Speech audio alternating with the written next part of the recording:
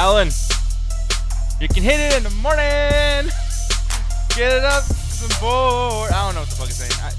People, we just got to listen to Ariana Grande thanks to an old host of ours, Allie. I hate that fucking song. Hey, that song is a bop. You put respect on it. You know what? Here's the thing. I'm not even saying that I absolutely hate the song. By the way, I like how when it changes the scene, all of a sudden the fucking audio gets really low. I don't know what's going on with that. It's fucking annoying. Anyways, aside from that though, we are here. The chat looks like it's popping like crazy, but it's just from last night. But it's still cool. I'll just leave it right there, as people were saying about crazy shit last night as I was playing some Contra. But now it's time for that midnight chat attack. We're gonna be here talking with you guys about movies, about some random stories going on right now out in the world. But the thing is, though, I did mention Alan, and he's not talking. Where is Alan? Alan, where are you? Oh, it's muted. Oh, you little dirty bitch with the new mic and everything. You still fucking up? What happened? It was working today earlier. I don't know what's going on. Yeah, now. it was. Yeah, look at he's mad. Look at God damn, what the fucker? Yeah, you're gonna have to. Okay. There you go. There we go. Hangouts was fucking up because every time I was trying to switch to it, it would fucking freeze. Oh, really? What was your problem with not talking to the mic? Oh, he was talking to the mic. He was I gotta get used to this shit. Yeah, no, but by the way, you sound amazing though, dude. I love it. Okay, well, yeah, we'll see what the rest of the fucking Twitch and Facebook and whatever the fuck. Hey, hopefully, if everyone that bitches at me for talking too fucking fast, y'all can hear me now. Yeah, exactly. No, you're fucking bitching. You're talking too fast. Well, listen faster. Here's the thing, though, Jet. What? Have you noticed that he talks way fucking fast no matter what? Like, I like how he says, like, oh, the mic's gonna change how fast I talk. No, that's your fucking bone structure. That's your face. No, I'm saying Well, that when the I thing- do the thing talk with- fast, motherfuckers can understand me. I'm sorry. The thing is, me and Alan are related, so we both tend to talk fast when we're trying to like say what we need to say. Mm-hmm. Stop telling people that. Dude, y'all You're my face. little brother. Like, what am I supposed to be? Like, you're not? Stop telling that to people too. No one knows what you look like, so they could think we're related. Speaking of We which, are related. Alan, happy Pride being the gay little brother of the MCA. I hope you're celebrating fully and proudly. No, I I can. don't know. Here's the I only left my time. house in 2 days. This is the only. What? What? No, I left yesterday. Never mind. I forgot. I haven't left my Happy house all day Pride. today. Shut the fuck What's up. happening? Wait, what does it to do with the gayness or Pride Month? I don't know. Okay. Here's the thing, though. I will say that for June, since it's Pride Month, let's not call him the gay little brother because then we're kind of like appropriating gay culture. Alan actually is straight. There is people that do celebrate the gayness this month, and y'all can have that. We're not gonna have Alan take that away. Why do you say the gayness like it's Wait. Have Alan take that away? I ain't doing shit. No, I know, but Look, Ganja, it was Ganja's fault. I agree. No, I agree with you. He threw that on you. Absolutely. So somehow it's Alan's fault still. I'm just joking. See, love is love, so you shouldn't have a problem being called gay. That just shows how homophobic you are, Alan. No, don't do that. Do not do that. We're all a little gay. Yeah, just a little bit. Yeah, no, he's saying Pride Month started 2 weeks ago. Yeah, it's been a while. Oh, go ahead. No, I was gonna say thanks for the update. We know every fucking company like on the planet is celebrating that shit, except for Chick-fil-A. The only. Except when basically, when this I'm month's not over. kidding. They're the only. Are you serious? They're not doing that? Yeah, they're not at all. You would think they'd be like, especially the ones to do that, just because of the fact that like you don't want to like have people obviously question you. Like, yeah, you guys said Well, I random. mean, no, they're not changing shit. Like, they literally just got done donating the anti-gay shit again. They don't give a They're shit, not dude. That is Yo, insane. Why? If those little chicken bits and those fucking breakfast fucking sandwiches weren't so fucking bomb, I would never eat at Chick-fil-A Look. again. But because I haven't found a place that supports gay rights and got bomb ass breakfast chicken, I will continue eating at Chick-fil-A. Look, No, that's really weird. Go ahead. I was gonna say the only ever time I had Chick-fil-A was at a fucking airport in Philly on my way like back home, and honestly, it was awful. It ruined my whole day because as soon as I bit into it, there were pickles. Who puts pickles on fucking chicken? Why do That you is why like do you the act worst like this, combination. Alan? Why do you Pickles act are like this? Why do you gross. act like pickles are so fucking bad? They Pickles are. are delicious. Pickles are a good ass Awful. snack. They Yeah. are Just like awful. hot Cheetos. Wait, hold on Nah, one second, man. really quick. I don't know if this is a direct quote because I don't know if Julian's fucking people like he usually does. It says Chick-fil-A celebrates Pride Month by serving delicious chicken sandwiches to everyone, just like all the other months. So I don't know if that was like something he stole from the No, site I or think that something. was a quote that If, they if said. they, Why did if not they do actually anything? posted that, that's a sly diss. Like I think that was a motherfucker. quote. Yeah, I don't know, man. But like, if they're really not being nice or whatever, saying some kind of like shitty stuff. I remember Julian says that was an article title. You mean title? Julian? Title. Title. No, Tidal, that music streaming service. Yeah, but like, how do I put tittle? Anyways, wow, I'm just kind of like distracted by that. Hey, who else gets distracted by titties, right? But here's the thing, though. We got lots of topics to talk about today, not about Gay Month or Chick-fil-A. And the only reason why I don't talk about the gay stuff or whatever, just because like I don't know anything about it, and I really can't stand when straight people try to be like, "Yo, I know everything about. I know the struggle, dude." Like, no, you don't. I really that's really starting to get my fucking nerves. You know what I mean? Like. It's like the same thing what happened when Justin Timberlake was trying to talk about like what black people go through with cops, and then everyone was surprised that Justin Timberlake got a bunch of shit for that. It's like, well, dude, like you are an example of the problems. You steal like black people's music. I mean, he's also an anti-vaxxer now too. Is he? Oh, seriously? I'll cancel motherfucker quick if they're anti-vaxxer, so you gotta be careful basically, his wife can't. Jessica Biel, right? She came out in support of no, not support, but basically she's an anti-science, which basically kind of leads into anti-vax. Why are people anti anything? How about just like I don't understand it, I don't agree with it, but I'm not anti it. Why would you be anti the the effort? You know what I mean? Like it's science is an it's effort. the idea that it's like, okay, well, I'm anti-vaxxer because vaccination caused all these problems, and me being anti spreads the word so that other people can join. Everyone wants to be a fucking start of a movement. Yeah, because I'm looking over here really quick too. I just want to show this really quick, just to be I don't know somewhat accurate. Jessica Biel denies that she is an anti-vaxxer after opposing California vaccination law. But then over here on the side, USA Today, Jessica Biel lobbies with anti-vaxxer Robert F. Kennedy, says, "I'm not against, blah, blah, blah." I don't know what the fuck's going on here. She says she's anti-science, which basically that's basically anti-vax. That's almost just as bad, but I think what happened was she took a picture next to like a very high proponent of it, and people were like, well, she's anti-vax now. I'm like, let me look into this a little bit more. But yeah, anti-science is just on the road to being anti-vax. Yeah, so I mean, I don't want to get Alan upset, because Alan, if you guys haven't noticed, he gets really upset about these things, and he'll go off and talk some shit for a while. Oh yeah, no, this isn't me regularly being mad. Like, anti-vaxxers, fuck them. If you know an anti-vaxxer, you have the right to beat the shit out of them. No, yes, you do. The thing about that is, like, I'm in support of natural remedies and also, vaccinations. Because, I mean, you can heal burns with fucking aloe vera and shit.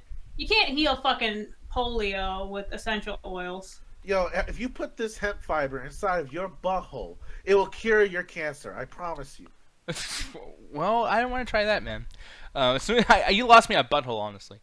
Hey, sometimes you got to put things up the ass. It's called Adrian says, once in a while I'll eat one of those long dill pickles, but I hate the little circle ones they put on the burgers.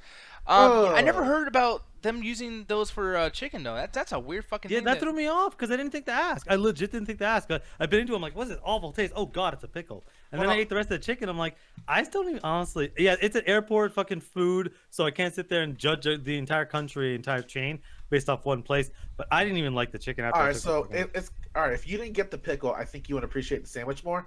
And honestly, sometimes I do not like the lunch meals. I'll get the salad, or I'll sometimes get the sandwich when I'm in the mood for it. But my thing with Chick-fil-A is the fucking breakfast. If we ever fly together somewhere that's got Chick-fil-A, we're gonna get those little chicken bites or those biscuit sandwich, because it's like the best cut piece of the chicken, and it's fried perfectly that it just melts in your mouth when you bite into it.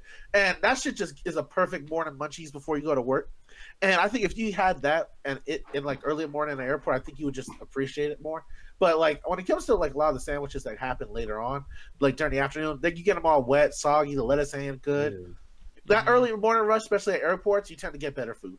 Really quick though, so is this the one you're talking about, dude? Like, is it kind of like this?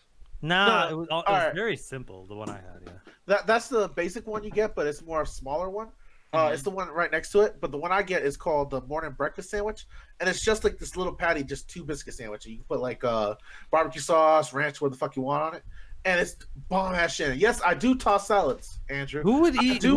I do enjoy me some butthole. I was trying to save you. Who the fuck puts ranch on burgers, chicken burgers, regular burgers? They have it as an option. I'm just saying, but yeah, that's why would you ever do that? I don't know. I don't do it. I'm telling you, it's an option. He's just trying to sell you because we're sponsored by Chick-fil-A. Motherfucker, I did not make the menu. Does anyone else have like that problem eating like ranch or like fucking blue cheese and shit because it literally looks like people would use that to basically like say like, oh, like, I got cum all over my fucking burger and shit. Oh yeah. Then they just don't kind of eat it. Yeah, I hear people do that shit too. It's fucking weird. Or even like, I remember like, so I found out what nut is. I didn't know that nut means cum or whatever. But like, wait, how? No, I'll tell you what. Because basically what happened was, I was eating something, and some dude's like, no, Nick, I'm gonna tell you this right now, man. Don't tell this story. We're never gonna forget it. No, it was weird. No, I because need to discover how Nick understood the word nut. no, because I had to go around asking people, and everyone kept laughing. But like, no, but like what happened was I was eating something, and it was like on the side of my lip or whatever. And some guy's like, "Yeah, man, someone nut in your mouth." And I was like, "What does that mean, nut in my mouth? Like, what are you talking about?" And then they just started laughing, and I told my teacher too. I'm like, "Hey, keep saying I got like nut in my mouth." And the teacher's like, "Oh God, no, don't say that." And I'm like, "Jesus Christ!" The teacher's trying to protect you. So then at the very end of the day, and I wiped it off. So now I'm just walking around talking about nut in my mouth, like nothing's even there. So like I can't even have someone like explain it to me. And finally, someone's like, "Dude, like when you come, like you nut." And I'm like, "What? Still what?" And to this day, I'm gonna be honest, I still don't understand what it means. Like I don't understand. Why it's called that, but I understand what it means. Yeah, I know what it means, but it's like, how did you come up with that? Like this means nut. It's like, okay, is there nuts out there, like almonds that have like a juice that comes out that looks like that? I mean, it probably came from basically, semen, seeds. Oh, nuts. okay. Yeah. I don't think that people are that creative. Yeah, I want to look this should up. be surprised. Okay, would it be weird if I actually look this up and find out tonight, or if someone in the chat can do it? And you Just guys don't do it during the show. So wait, are you saying tonight you're gonna try to find out what a busted nut means? it? No, you dumb shit. Shut the fuck Actually, up. I'm pretty sure you can put up why it's called that. I've been dying this whole motherfucking time. You know what? Hold on. Okay. Are you about to Google nut? Why do Okay, they so I say did look busted it up. nut? The expression busted nut first surfaced in the 1930s. Nuts is a slang for testicles. Okay, that has been around since the mid 19th century. Originally, to bust a nut meaning to ejaculate. Yeah. Okay, which we know that already. God damn it. Yeah, but okay, because nuts is slang for testicles. Okay, but see, to lose your temper. Oh, so if you bust a nut, you can also like it also means like lose your temper. Like I'm about to bust a nut. Like I'm fucking pissed off. Apparently that's the thing. I never heard anybody use it like that. Nuts contain seeds, which is the semen. No, it was again. It's all about the slang for nuts being there. Seeds and semen. No one was doing that. Hey, like people get creative. Like what's in a nut? Let's see. Don't need to know how to spell it. Wait, don't need to know how to Seeds, spell to bust a semen. nut? What the fuck? No, not necessarily. No protein. Okay. Shut up, Ganja. How about that? The shift in meaning can be understood if you think about that one is really excited, shall we say, when ejaculating, similar to how you lose your mind when you're angry. In the 1980s, the expression "bust a nut" for ejaculate was made more popular through its frequent use in rap and hip-hop songs. You ever catch yourself being moody and all you needed was to bust a nut? Like, wow, I really came to my senses just, okay, what? Yeah, break a nut. Get the seed Why are you inside. still reading this? Because I'm really curious. I also asked you specifically not to do it during the show, and you promptly ignored me. Well, there was no sexual, like, this, it's not showing nothing. It It's doesn't just, matter if it's not showing that. We just spent the last minute and a half talking about this. knowledge is important. Oh, knowledge is power, especially when you're busting nuts. Exactly. This has been Sex Education with the Midnight Chat Attack crew. Exactly. Oh gosh. All right. Well, we already butchered the fuck out of learning how to. 'Cause I still don't know anything. That didn't even help me at all. But it's all right. I think Alan is he's allergic to nuts. No, just what the fuck are we talking about this shit on the air? I'm The sorry. Chat Attack, Nutty by Nature. That's gonna be our fucking first MCA movie. I mean, goddamn, not God. PCA now. Isn't that the fucking sequel to the Nut Job? Basically. all of these sound like nasty ass porn parodies. It really does. This is kind of unfortunate. Pistachio's the best nut. I think Kilgore earlier said the chat tab brought to you by planters. We're gonna plant that seed on your face. TCA After Dark. We're also sponsored by facials. We have a show, by the way. We do. We got nuts already shows. Really quick, since we're just not even talking about shit that's entertainment related, I'm gonna ask y'all this. And Chad, I really want you guys to be involved in this talk big time. I was thrown off hardcore by this news story. More Americans than ever find dad bod attractive in survey. Nearly half think it's a new six-pack. Who in the fuck is I'm that? I finally- asked you not to Sexy. talk about this. Specifically with Jet here, I asked you not to. But why? Because here's the thing, I don't believe this is true, and I think it's like, why do you think that this is something like? Do you think news sites are trying to make like fatter people or people that don't have six packs like feel better? Have you gone so crazy in this whole world where it's like I think in the last 5 years they have like chubby female models like are on the cover of magazines now and stuff, and it's like a whole positive thing with that.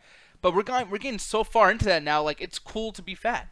And Look, that doesn't make okay. sense. You want the actual real answer is that beauty standards change throughout the generations. That always ends up happening. So what's considered beautiful in one generation will change slightly to the next generation. Certain hairstyles, names, for instance, certain types of makeup, certain types of clothes will always change. So the standard attractiveness for a man of being like perfectly muscular, almost no hair on the body, perfectly chiseled, basically, Greek god type fucking bodies is eventually changing to basically being more of a real natural, like what people really look like when they're not. Like even the fucking, supermodels we see don't actually fucking look like that. So it might be less of people wanting someone that looks like a model versus someone that looks a bit more real.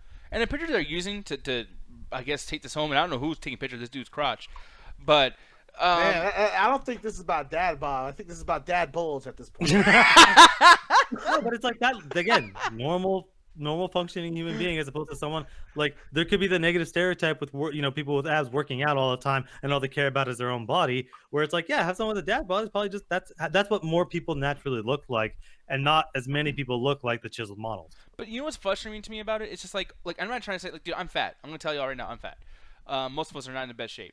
But the thing is like there's a fucking like level to like I need to aim towards that particular thing. Like that would be healthy is if I worked on my abs and got those fucking muscles, right? To just say that, oh no, you're great being unhealthy.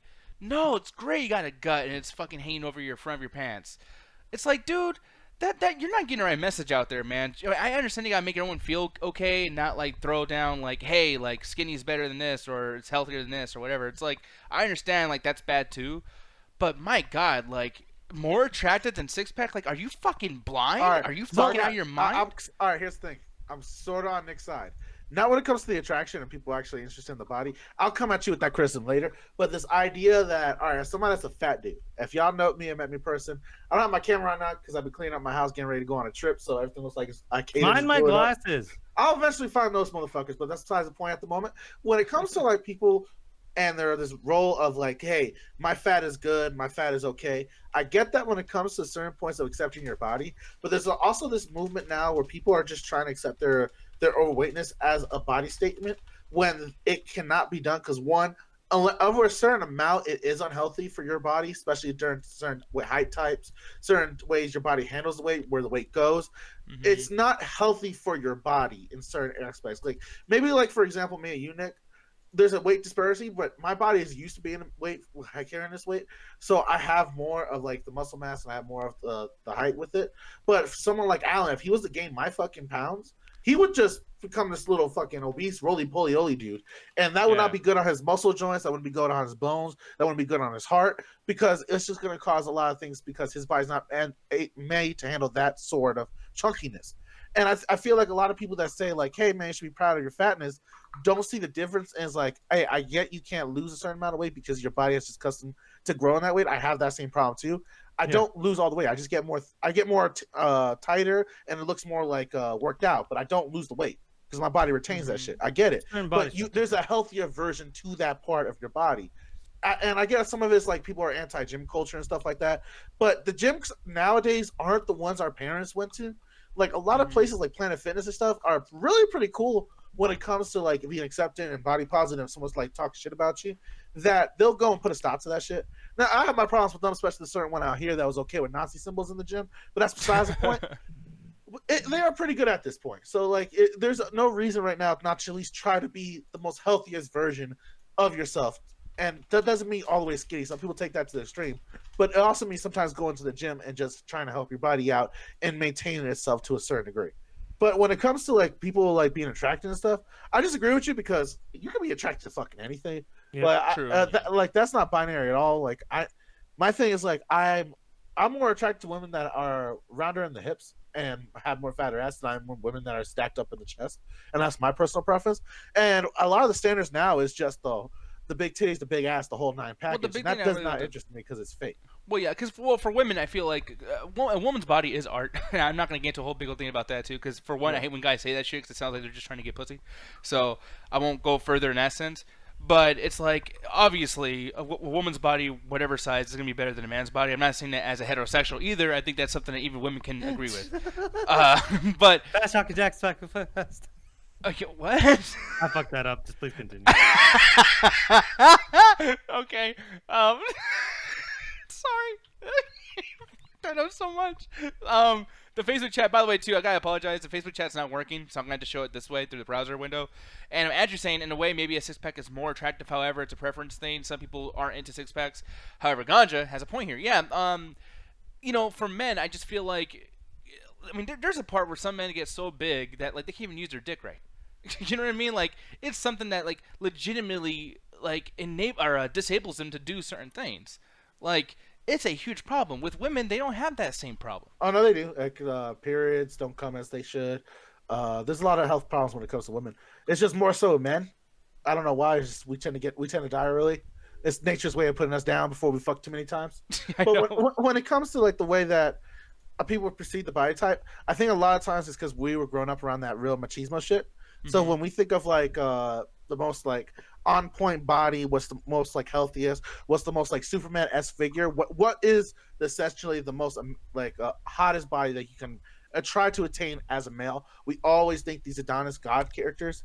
But when it comes to people's actual attraction, the people that are more attracted to those bodies, yeah, they have their preferences, but a lot of the times comes from a shallow thing where the culture around them portrays that as that's the essential body type that you should crave because it guarantees you this and this.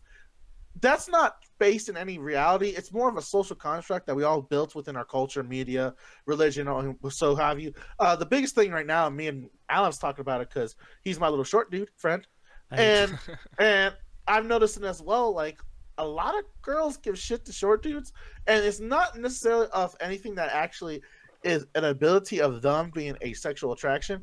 It's just based on this arbitrary number of a height because everyone wants this football player, this basketball player, this big height mentality of someone that's bigger and larger can protect you, and that's based around the fact that a lot of women are socialized to feel that they need protection, so they automatically look for these type of body types in order to feel protected and feel like that part of their preference is being met.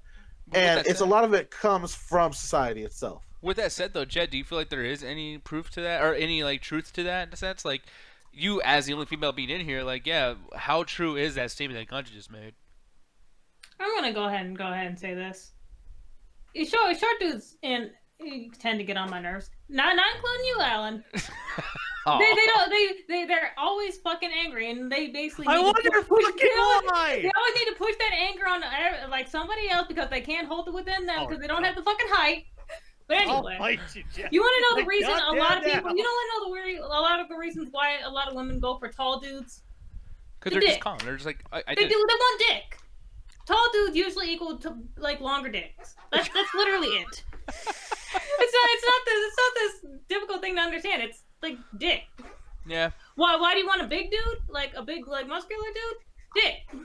Yeah. It's dick. It's always been dick. That's a social construct because I'm sure I can show you a lot of short dudes that are packing. Yeah, there are, but the thing is, like, usually you think tall dude, big dick. Thick, muscular dude. Big feet. Like big everything. Feet, dick. Yeah. It's all dick. I thought we were cool, Jed. I thought we were. No, we're not saying you have a small dick or anything. I mean, maybe. Like, no, we're not though. I'm literally not even saying that. It always comes down to penis.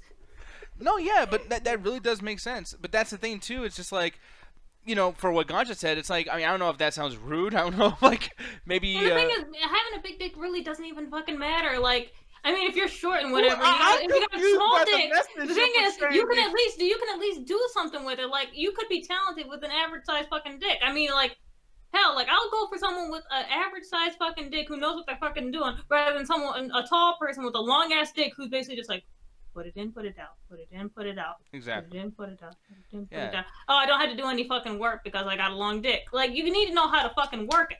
But anyways, the whole dad bod thing, honestly, I guess it is preference, but the thing is, like, what dad bod are we talking about here?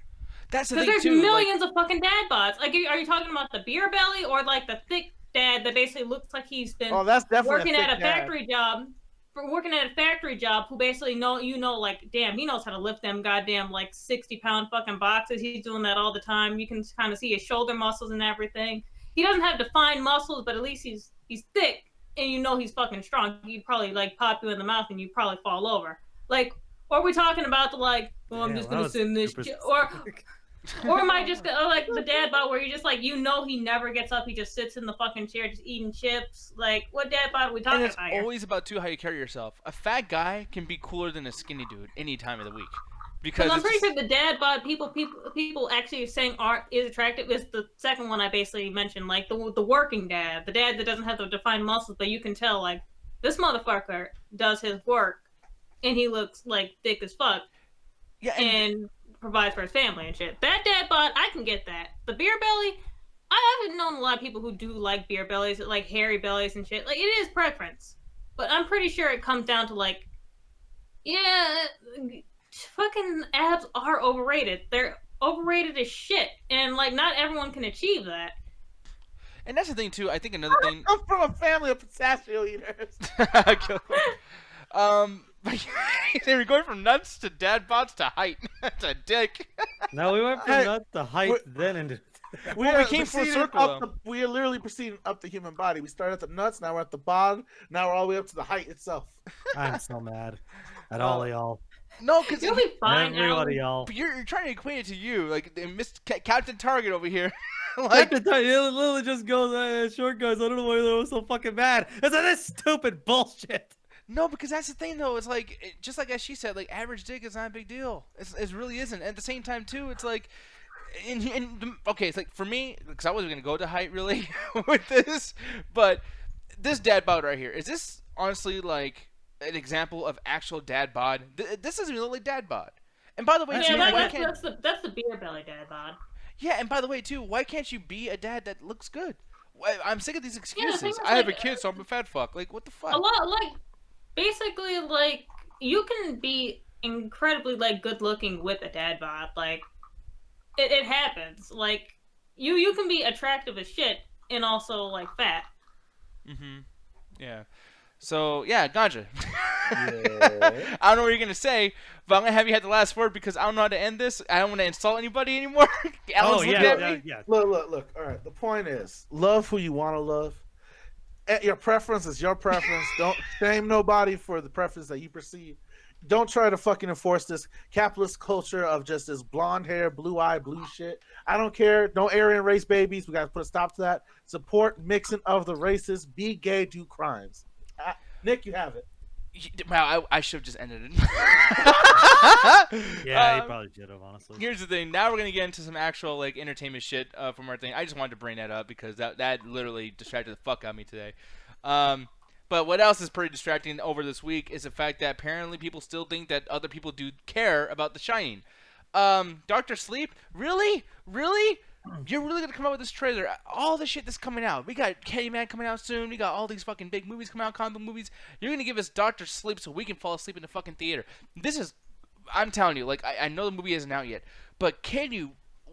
Why? Just why? Alan, please defend this if it's possible. So I don't. The funny thing is, I really don't know much about this because I know that Stephen King did write a sequel to The Shining, and I have no idea because I heard a weird like talk about it, and I had no idea it's the same fucking thing. But honestly, fuck it. If you're gonna do a sequel, if you're gonna do a different Stephen King book, this is a fucking renaissance of like Stephen King shit. So it's like, fuck it, just watch the fucking, like, I'm sure it's gonna be fine. But yeah, like again, Kubrick did the original one, and that's like people consider one of the fucking greatest movie adaptations of all time. So it's like, just fuck yeah. At this point, I'm fucking hyped for it. The trailer looked good. I'm curious to see what they're gonna do with the sequel to this. When I saw this, I thought it was a Netflix movie. I literally looked at this like, wow, I'm pretty, it's pretty cool that Dr. Sleep's gonna be a TV show on Netflix, whatever. And then I saw that the uploader was Warner Bros. Pictures, and I'm like, my God, dude, this doesn't make sense to me. And apparently it's trending hardcore, and it's like, The Shining's not even like a huge ass trilogy or a franchise or a series. The Chinese not a big deal. I was irritated in Ready Player One where they are so up Steven Spielberg's ass, whatever, that they had to include this within that movie. There's so many other horror movies or other properties you could have done that with, but no, it's The Shining, and it's like there's nothing here. Okay, but the thing is, The Shining was always an interesting take from what I've seen as far as like clips and stuff. It was always this weird, interesting mindfuck of a movie, and it seems like they're really getting that with the fucking trailer of trying to do some weird, almost Inception-y type shit with this. And also calling back to the original. That's why I actually kind of enjoyed this trailer because I love mind fucks. That's one of my favorite fucking things. That's why I love the hell out of the new It, because it was just like, yeah, let's fuck with people's minds. The Nightmare on Elm Street movies, that kind of stuff. So I'm curious to see like, hey, what exactly are they going to do with this to make it different? And again, we have fucking, oh my god, I'm so mad I forgot his fucking name right now. We played Obi-Wan. And I want that guy to do more movies. He's a good fucking actor. He deserves to be in more stuff. So I really hope this movie ends up being good. Yeah, but Jen, I'm gonna ask you: do you feel like this is overrated to a certain extent? I don't think you've watched The Shining, but correct me if I'm wrong. I've seen bits and pieces of it. When you said Doctor Sleep, I honestly didn't know who that was. I thought that was a fucking DC hero Or Doctor Marvel Strange. Doctor spin-off. Strange. Like, damn, that sounds boring as fuck. Yeah, but that's the thing. Honestly, Like, most Stanley Kubrick films are fucking boring.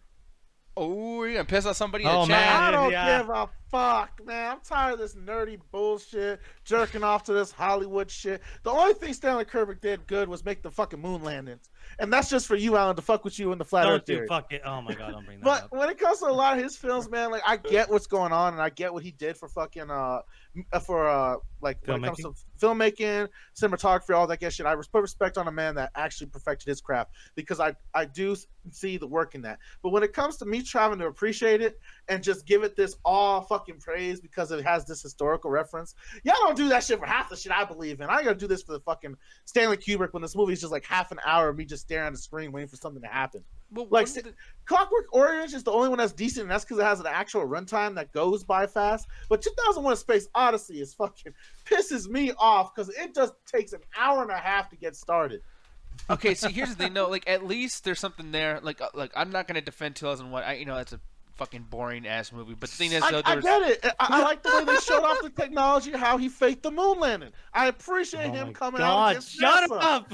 But the when thing- it comes to the movie itself, it's fucking boring, Nick. But then when it comes to something else too, because okay, here's the thing: like if you're a person who actually cares about what the whole idea of Space Odyssey is, then like the fact that it's so long and it's so slow, it will still keep you interested.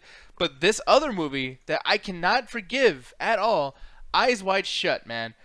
This is a movie that is just for fucking assholes, and it's so fucking long. And Speaking this- of capitalism, I cannot stand this fucking movie. I hate Eyes Wide Shut, and I hate people who like this fucking movie. Like, this movie pisses me the fuck off. Oh, okay. Since We're we're putting going- every hold white on, guy- Alan, since we're going on this list now, I'm gonna bring up your favorite movie.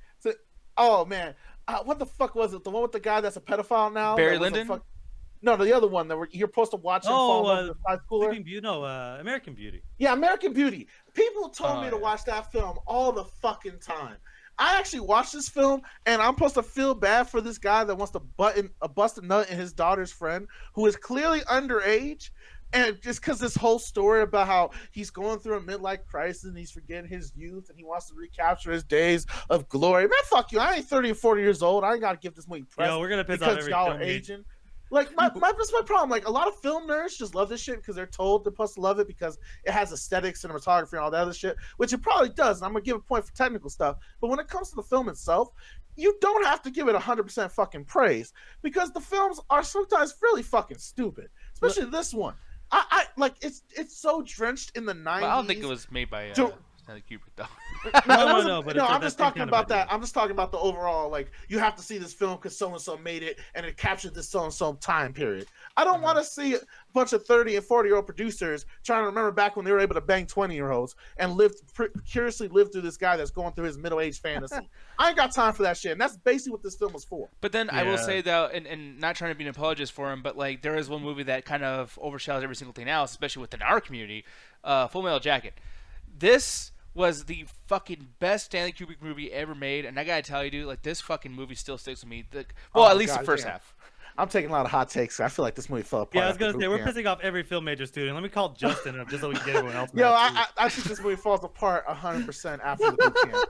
Okay, but see, is that so much a bad thing though? Because when it gets into the war aspect of it, it's like, I don't know. I want to defend it, man, because I don't like it either. But it's like I don't feel like saying falling apart is enough reason to say okay, it's not as good as the other bit, because maybe it's because the first half is so fucking good, and you're not Wait, you expecting that. have this, Nick. You always have this thing because I have that same complaint about Black Hawk Down. That movie just falls the fuck apart. But there's always that little thing when it comes to war movies that you're okay with because there's enough there holding it together. Because it's so even though it does random. fall apart. Because here's the Yeah. thing, like, okay, like Black Hawk Down, and I'll agree with you on this, Alan.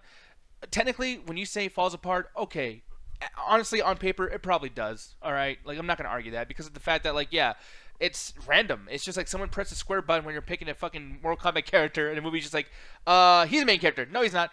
This other guy, nah, fuck that. No, he's dead. Instead of chapter 1, 2, and 3, it goes chapter 1, 4, 8, 2, 1, 0. What? Backwards? Oh, and let's go back to chapter 1 again and do that again Yeah. with a different character. You know what I mean? And it's crazy. But it's like that's what war is. Like when you're in a war, there is no main character. I might have my whole backstory. I gotta get home. My wife is pregnant. I gotta do all this shit. That's a bullet though, and if that bullet touches my fucking head, my story's done. That's what war is. That's why it's so sad and so fucked up. When there's movies when there's a war movie and like Saving Private Ryan, Tom Hanks should have been dead way before like the end. Okay, and I get that war is crazy and war has that stuff, but like look at something like Dunkirk. Dunkirk basically is talking about a great, not necessarily a war with fighting, but a great fucking, epic like thing that needed to happen.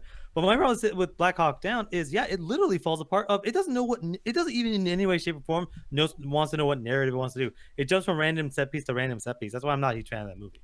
Yeah, because I feel like okay, Full Metal Jacket's a great movie all through. Like it's a great overall film, but like the first half, it's extra special, and it's because they were able to put a story there. This is a war movie that's not supposed to really have story, but the first half was like okay, fucking great because now we have a chance to actually build some kind of character here.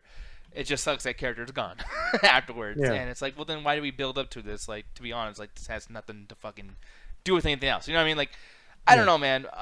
But like, okay, so Ganja, like you heard us really quick with that, but like you, as far as Full Metal Jacket goes, what'd you feel about it?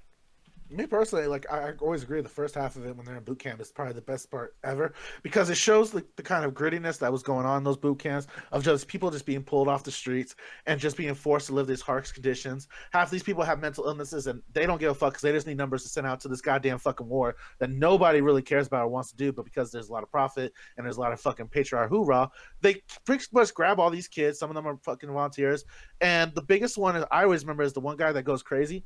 Because that was actually something that actually occurred a lot throughout these boot camps, where people did lose their minds and could not suffer the abuse that happened. And it just shows how harsh and abusive the military was in these times, in order to make you more conditioned to actually survive these fucking horror stories. And honestly, once it gets to like Vietnam and all that stuff, it just turns into just all the other Vietnam stories, down to the point of like the only thing I remember about the Vietnam parts is sucking me a long time. Yeah. Oh God. And that's like the first bit too. When you get into from that last scene is that. Jed, have you ever watched at least the best scenes of Full Metal Jacket? Oh, I think she's gone. She's like, oh no, our films, fuck this, I'm leaving. Yeah. No, Ruth is saying I would love to. No. I don't. Oh, go ahead, Jed. Oh, I think your thing turned off again. Okay. That microwave. Yeah. That microwave's fucked up. Oh no, I was saying I'd never seen it. My internet was fucking up. Okay, cool. Yeah, but no, like, see, yeah, you never seen it. I got 7 people in this house, and no one wants to eat food at the right time. I know. Basically, people, now some of you guys probably dealt with this too. She has a microwave so close to her room that basically every time someone makes something, it turns off her fucking internet. So, like, Wait, what? yeah. That's so weird. You got one of those microwaves from the 70s that still emit like radiation and shit, like the A-bomb. Yeah, it's kind of scary. I already keep saying if I get cancer from this, my wish is gonna be a bathtub full of Microwave fucking radiation doesn't cause cancer. Yeah, it does. Been saying that for 40 years. No, it doesn't. But it does energize Yeah, Godzilla, it though. does. Any fucking way. Thank you. I love how Do Ruthless phones is cause the channel. cancer, Alan? Do phones cause cancer? No, Yeah, that it actually phone's does. the 90s. Yeah, phones actually do. Smartphones actually do. That's why people say, yeah, don't put your phone in your fucking bra because yeah, that can cause cancer. I did not know that, and I've been doing that for a long time. One, no, we're not gonna get into that fucking discussion. And two, I love what Ruthless said in the chat. He'd love to hear us, review like a bunch of Kubrick films, but he doesn't want to watch it. He doesn't know what it'd be like for us to review that shit. No, I would be open to watching them, but it's just like Space One Odyssey, that alone is just such a chore to get through. And I actually like the concept of it. I don't hate it as much as Ganja does, but it's one of the situations where it's like you have to be in that zone and watch it. And how often do we get into the zone of, man, I just want to sit there and watch this thing just like build to nothing? Like it's just you know, I I know don't it's know. Oh my Either we god, watch it that turned, by it turned ourselves- into an evil AI story. Oh my god, so creative. Wow. Look, either we It's watch time. it separately and we all hate it, or we watch it together and hate it, but we hate it together. Like, well, the thing Oh, is, I'll frustrating let you know too right is, now. like, Clockwork Orange, Nick, you're gonna get fucking pissed off because that has like absolute like Yeah. You want to talk about rape apologist scene? It has one that just revels in the rape that occurred. No, I've seen it. I remember so back in the day when I was really into horror movies and shit, I used to be seeing like the most fucked up shit. Like I did see that scene, and that was like, okay, you know what? Like this is so silly. Aside from that scene, that's like, now fuck this movie now. Like, you know, you can't if you're gonna do that, and then like there's like Last House on the Left is a movie that does pretty much the same fucking thing, except the whole movie is that tone, and like these characters do get like, you know, revenged upon. But this Clockwork Orange is just like silly shit and dumb, and like I don't even know who the fuck the audience is for. And then like it's just, that horrible scene. It's like, well, who the fuck? Can I tell you who the audience is for? People like weirdos like that somewhere in the chat, Or Julian. Canners. No. Honestly, like, because I've watched a bunch of people that do like their reviews of this film and people that try to give it a criticism. But it seems like there's two ways to go about it. People like it as a curiosity film to see how dark people can go, and two, you got the people that are really into the aesthetics and they want to live out those dark fantasies that go on in this film because it gives them a sense of power watching it happen onto the screen. And that's something that I've noticed with a lot of people is like, you either break down to like this really critical film where you talk about like how fucked up people can get, or I hear someone go like every other horror movie, yo, bro, I just wish I could do that, man. Imagine being able to do that shit, bro. Just walking around, just like beating up people, just living that life, just being hardcore. That's literally who it's fucking for. But here's the thing: Dr. Sleep's coming out, and by the way, I do agree with you in that sense. Stay woke. But I just want I want to piss anybody else off. I've been pissing off a lot of people this really? week, yo. Because we got half of the art students that probably want to kill us. No, I'm scared because I literally like. If they want to kill us, they should look at their student debt and focus on that first. Aw. Damn. I've been pissing off people the last 7 days for opinions, so I'm just trying to be as careful as I fucking can. But Yeah, you're being very racist, Nick. I know this was a long rant, wasn't it? Wow, we're all racist. You know, it's speech and everything, right? You know what actually is gonna like make the film critics actually way madder? It's just saying you like movies that they hate. I'm gonna kill you with my student debt, fam. It's gonna suffocate all you. You just basically just bring up a movie that most critics absolutely hated. Like hell, I love Jennifer's Body. Fuck Oh, that. man. Why?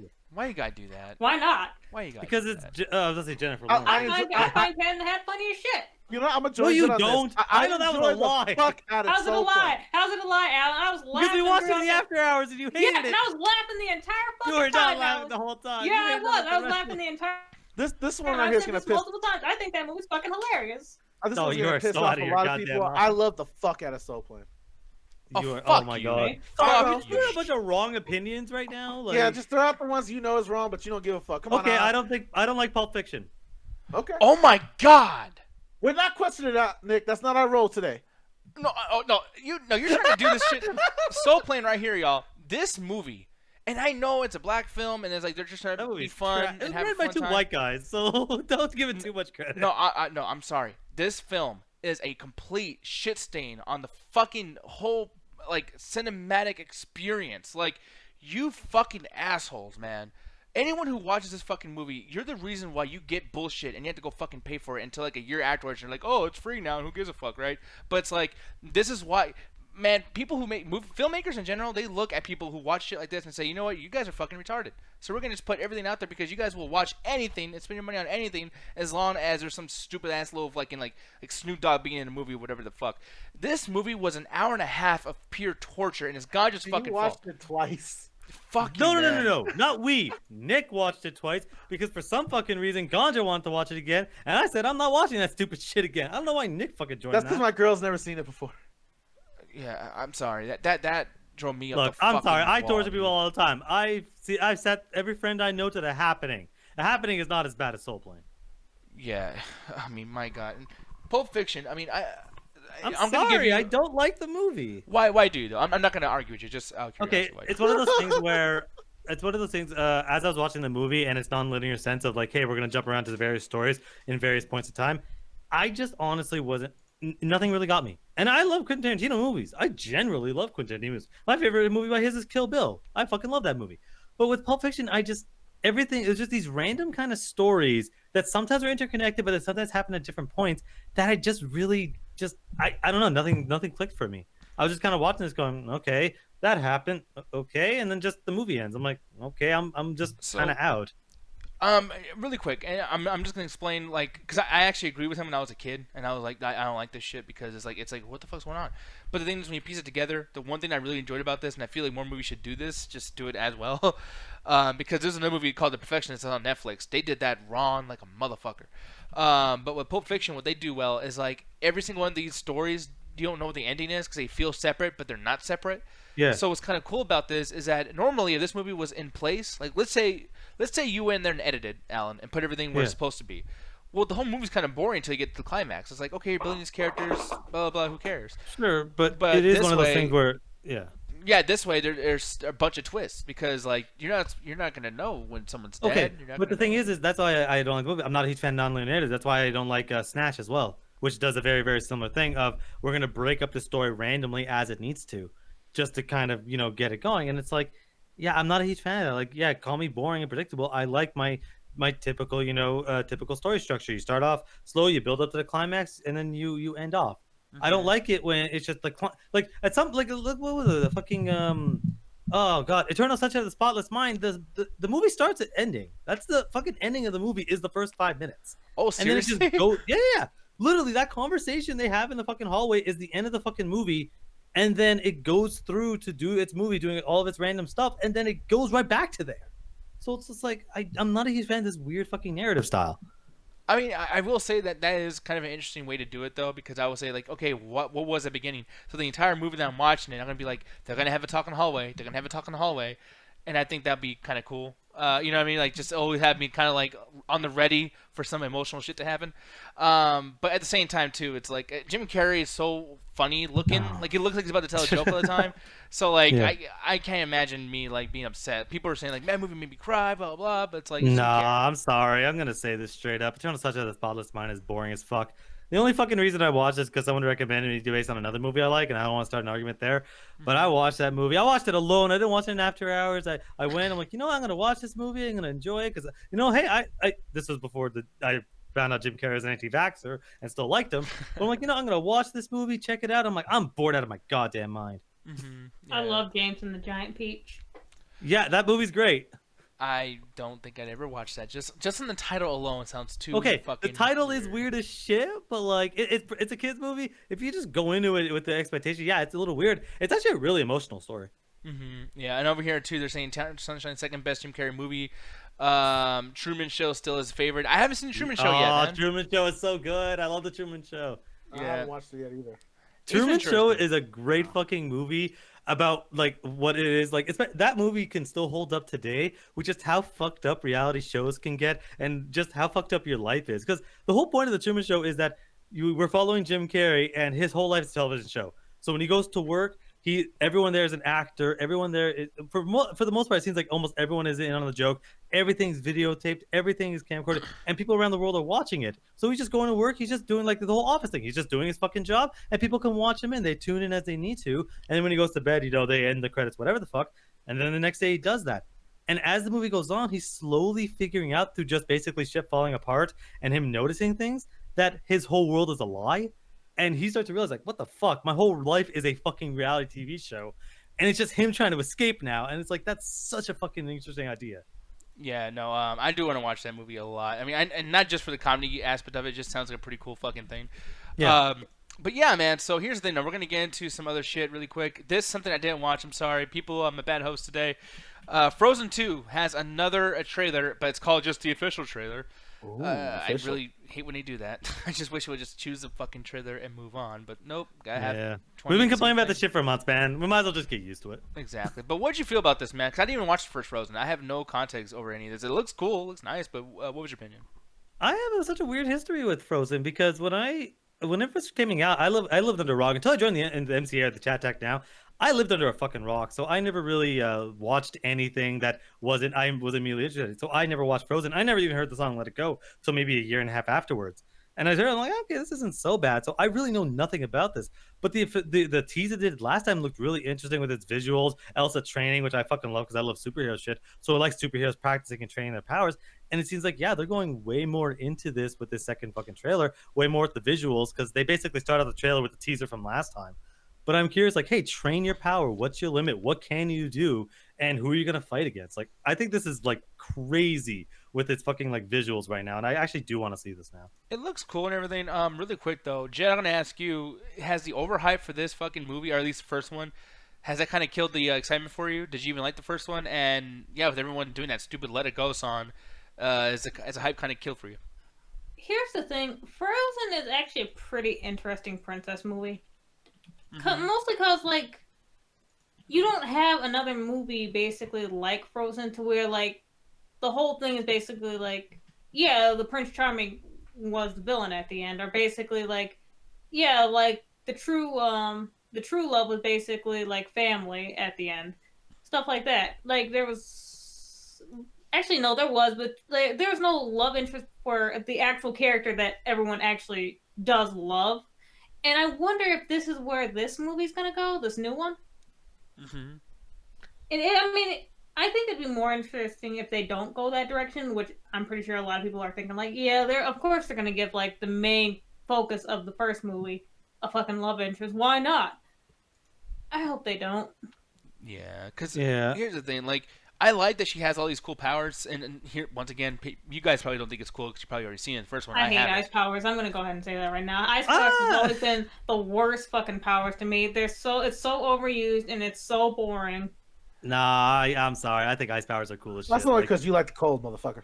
yeah, motherfucker, I do. Yeah. It'll never bother me anyway, bitch. Fuck you! Dude, I say that at work sometimes, and people get fucking mad at me. Like, I'll go out there in the winter without a fucking jacket on. Like, "Oh, aren't you gonna get cold?" And I'll say the cold doesn't bother me anyway. And then they just literally yell at me to leave.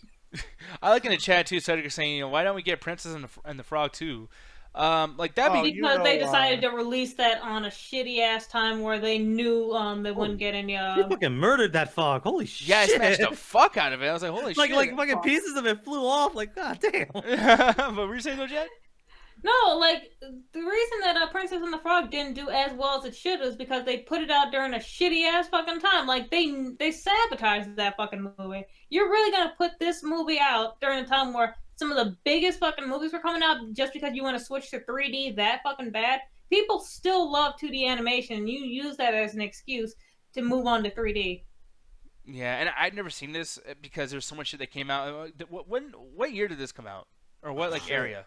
It's I think it was the early 2010s. It has to be. Yeah, it feels like it. Yeah, 2009, I guess. Around there. Yeah, that's the thing though. It's like there was so much shit out around then, man. Like, and what was They that did the fucking same train thing for movie? Winnie the Pooh as well. People. Oh love yeah, Winnie the fucking Pooh, Pooh. they fucking killed that movie. Yeah, but going back to Frozen and everything, and maybe even talking more about the Frozen powers. I love Frozen powers. Julian even said too, Frozen is a cool character. That's from Incredibles, I believe. I don't know. I'm fucking stupid sometimes. Frozen. Okay, the thing about Frozen and Incredibles is, yeah, he is very similar, but like, I feel like he's so underutilized in both those fucking movies. Where it's like he'll come in the last third of the fucking movie, do some cool shit, and it's like I would honestly wish you were like. I don't know. I feel like his Frozone powers only really come into near the end, where the rest of it is just him kind of just tagging along for the ride. Especially Incredibles 2, man. He is just there half the fucking time. Yeah. Where it's like, yeah, with Elsa and Iceman and all those kinds of people, it's like, yeah, ice powers are cool as shit. Especially because I'm gonna say this straight up: the reason ice powers are cool because it's a Green Lantern power, but actually somewhat useful because it's the same fucking thing. Tell me one difference between the ice powers and the fucking Green Lantern ring. It both works on their imagination, it both works on willpower, and they both create whatever the user wants to fucking create. It's the same fucking powers. But ice powers One are doesn't way get fucking destroyed cool. by fucking fire. Yeah, and fucking yellow lemonade destroys the Green Lantern core. Really quick though, I just like how Cedric's even Look bringing that up up, that that's Alan. canon. Alan's punning, he doesn't even know it because you're What's just that? like, man, you know why the ice powers are so cool, bro? I was like, I think that's the reason why. Oh god. Like get for chat. Man, I'm fighting the fucking pun Me masters right personally, now. I actually think Frozen's going to be good. I like that they're changing the story a little bit up more, and it's not going to be just a singular story of, hey, what am I going to do with my powers? Oh my god, I'm different than everybody else. The same kind of basic same superhero we get every other time they try to start up a series. So let's see what they actually do with the fantasy aspect of the story. Let's see what they're going to go into more of the universe. I like that they're doing stuff with the water now.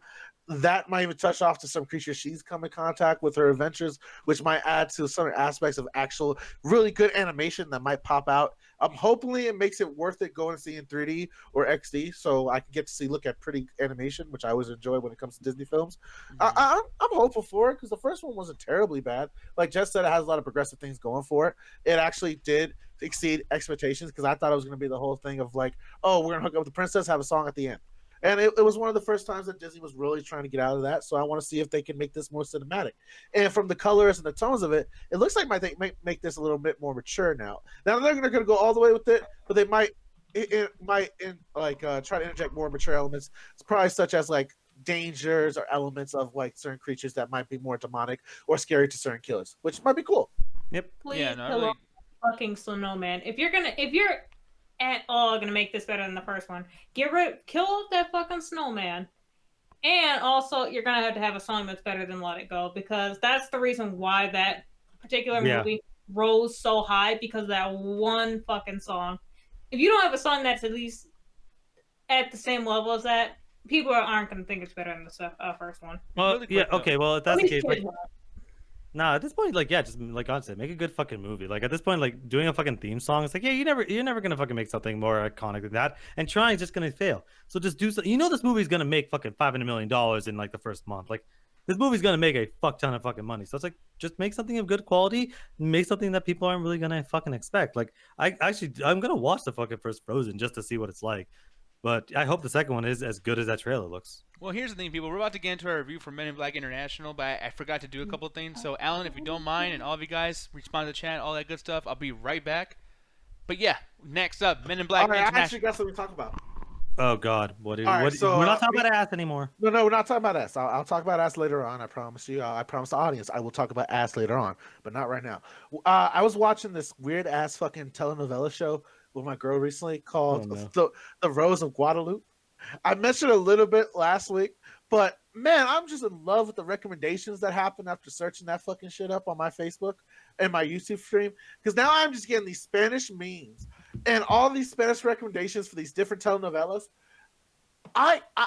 Man, I don't know what's up with daytime television in different countries, but they have some of the fucking craziest premises. Yep. Like, Alan, I know you're from a different country. Like, do you guys have anything like that, like daytime television shit that All the that we never time. got, but that's for just Canadians only? Dude, it is not for Canadians only, but like my parents are Lebanese Arab, so all they watch is like my mom, all she fucking watches is that kind of shit. And it's like the things that they not necessarily get away with, but the things that they consider controversial are like fucking hilarious. Like there's an entire fucking episode based on this one woman that was just wearing a strapless dress. And the whole premise of that was how crazy that was and how uncommon was and how she should change. That was the whole fucking episode. It was just her wearing a strapless dress. I was like, yeah, it's fucking crazy like in other countries. Oh, what they one of my do. favorite was they had this episode that was anti-drug. And I thought it was going to be like normal drugs, like maybe Molly, weed, stuff that the kids in the state do. But apparently what's going on is in Mexico, because certain areas are more poor than others, they don't have access to actual real drugs. So they do stuff that's like you hear kids do on like daytime television shit. So one episode is about like this thing that they call monkey. And what it is basically like glue inhalants or some shit like that. And they're whiffing it and they're dancing at clubs and stuff. Oh And shit, then- glue! I love glue. Glue's the bomb, but it's besides the point. Don't do glue, kids. When they're at one point they're huffing and shit, and they're dancing. They're doing like this like really cheapy dance shit from like the 80s, and the girl just starts going out of fucking nowhere, and What? she falls over and starts screaming and shit. It cuts to her later in a wheelchair with her face all slouched, talking about cousin, don't do monkey, don't end up like me. Promise you won't do the monkey again. And that was in some party. It was some fucking party. The girl had a stroke, bro. I was laughing my ass off, but I felt so fucking bad. Wow, it must have been really bad if you feel bad of all people. Good lord. Anyways, no, I'm back. I got me some water too, by the way, too. So I'm not over here like fucking dry mouth, like doing that shit. The whole Do fucking you time. have some Vaseline? I did not. Wait, what would that do? What would that do? Don't. This woman loves Vaseline. Don't. Well, Vaseline's great. I like Vaseline too. I want to know how many more ways I can use it. I mean, if you want to show me your bedroom ways, I mean, and for those who are thinking about using it for penetration, don't do it because that's stupid. Definitely use it for your lips. It's the best thing you can do, and use for your lips. yeah. So fuck you, Chris. He said maybe Nick needs some nut. You stupid ass. Carmax is a good one too. Come back to the Carfax. Alpha Drugs. I don't know why I like that Carfax joke with Carmax. I know I say that a lot, Alan. I know you're probably sick of me doing that shit too. But Yeah, you really suck at jokes. yeah, fuck you. Damn. That's so rude. How dare you What's do your that? guys' lip thing of choice? Because I know you guys aren't walking Nothing. around with no chapped lips or licking your lips, Alan. Whoa, what? Alan only licks his lips when he's looking at me. Ew. Oh my god, no, but did Ganja leave, by the way? No, I'm still here. Probably. Bitch. Okay, I was about to say probably. Wait, why'd you call me bitch? You were Bitch? trying to kick me out my own show. Goddamn it! No, I'm not like this. sorry. I'm sorry. Not like this. No, I won't do that again because apparently I'm the evil motherfucker with the he took Untitled Game Show down. He's a douchebag. Not only did you take my show away, but you're a racist. Me and my lawn racist rants. They're not racist and not lawn. Like his dick. Thank you. As Jess said earlier, oh, who cares? You got a big dick. You gotta use it right. Something. I don't know. Jet by the way, Jet, we're talking about dad bods, and you brought up dick. What the hell happened? And then Well, brought up because height. like tallness got brought into it, and I just like, yeah, people will like they go for tall because they want dick. Yeah, but you brought that up though. No, you brought the Yeah. shortness thing. You were like, oh, this is why short people. Oh yeah, they went to height. Yeah. Yeah. Why you put the target on yourself? No one. But you can't tell if you're short, by the way, looking at the camera. Like you have in a Fucking certain. matter. I'm actually standing right now. Oh, don't you do I'm that. kidding. I'm not fucking. But are those feet dangling? Oh no, that's let's not bring that up. Leave this boy alone. Here's the thing, people. We're gonna get into this, and hopefully it's not as contentious and not as long as it typically is. But we're talking about the Men in Black. Ooh, I am. Here's the thing. I hated that song back in the day. I absolutely did. Ganja, did you like it back in the day, the original Men in Black? Well, Ganja's gone. What Yeah, happened? as speaking for Ganja and the rest of America and Canada and the fucking world, everybody like We Are the Men in Black. We were the men in black. I don't. Yeah. The dances, everyone trying to do the dance was really fucking stupid. Oh yeah, of Oh. course everyone doing the dance was fucking stupid. That's like the Macarena. Yeah, Everyone I'm trying really to do it with a fresh. fucking idiot, but the song was still a hit. Busting aliens with the best. Something really fresh. Oh, Macarena! Aye. Shout out to Jazzy Jeff. Dude, it's shit like that. It was the reason why Jennifer Lopez and Enrique Iglesias became famous. Do the stanky leg. Christ. Do the stanky leg. It's I so mean, I'm Stanky surprised the leg. Steak Leg did not become an anthem for the movie, but God, I love the fuck out of We Are the Men in Black. I think that honestly sold most of the movie. Oh, 100, dude, it's a good thing we were talking about Let It Go earlier because yeah, the fucking it's like the Mortal Kombat theme for Mortal Kombat, the Men in Black, then you have fucking Let It Go. Of these were so popular, they transcended the popularity of the fucking movies and then influenced the popularity further of the movie. And yeah, fuck you, Cedric, tagging me in some bullshit. Yeah, I kick a ghost's ass. I don't know where that comment came from, too, What Alan, kick by a the way. ghost right in his fucking ghost nuts? We were just talking, just chilling, and then Alan just goes like, man, by the way, guys, have you ever thought about, like, you could probably kick a ghost's ass, huh? Like, I forgot how it was. I know. I'm Okay, doing a I'll tell bad this job. to people because I told this to my coworkers and they both looked at me like I was a fucking moron. But if a ghost can walk through a wall, it cannot hurt you because if it's walking through solid matter, it cannot hurt your solid matter as in your flesh. If it can touch you, that means you can kick its ass. I mean, if you want to kick its ass, like if you're dreaming and whatnot, and like one ghost like appears in your dream. I mean, if you want is to try that, to kick demon? its ass there. That'd be a demon, though. I don't think it'd be a ghost. I mean, spirits can like basically come in your dreams and whatnot. Okay. I don't know. These rules are just not set in stone, though. You know what I mean? It doesn't matter if people walk through. I'm taking the thing of it's walking tons through of different- walls. There's tons of different types of ghosts and spirits. No.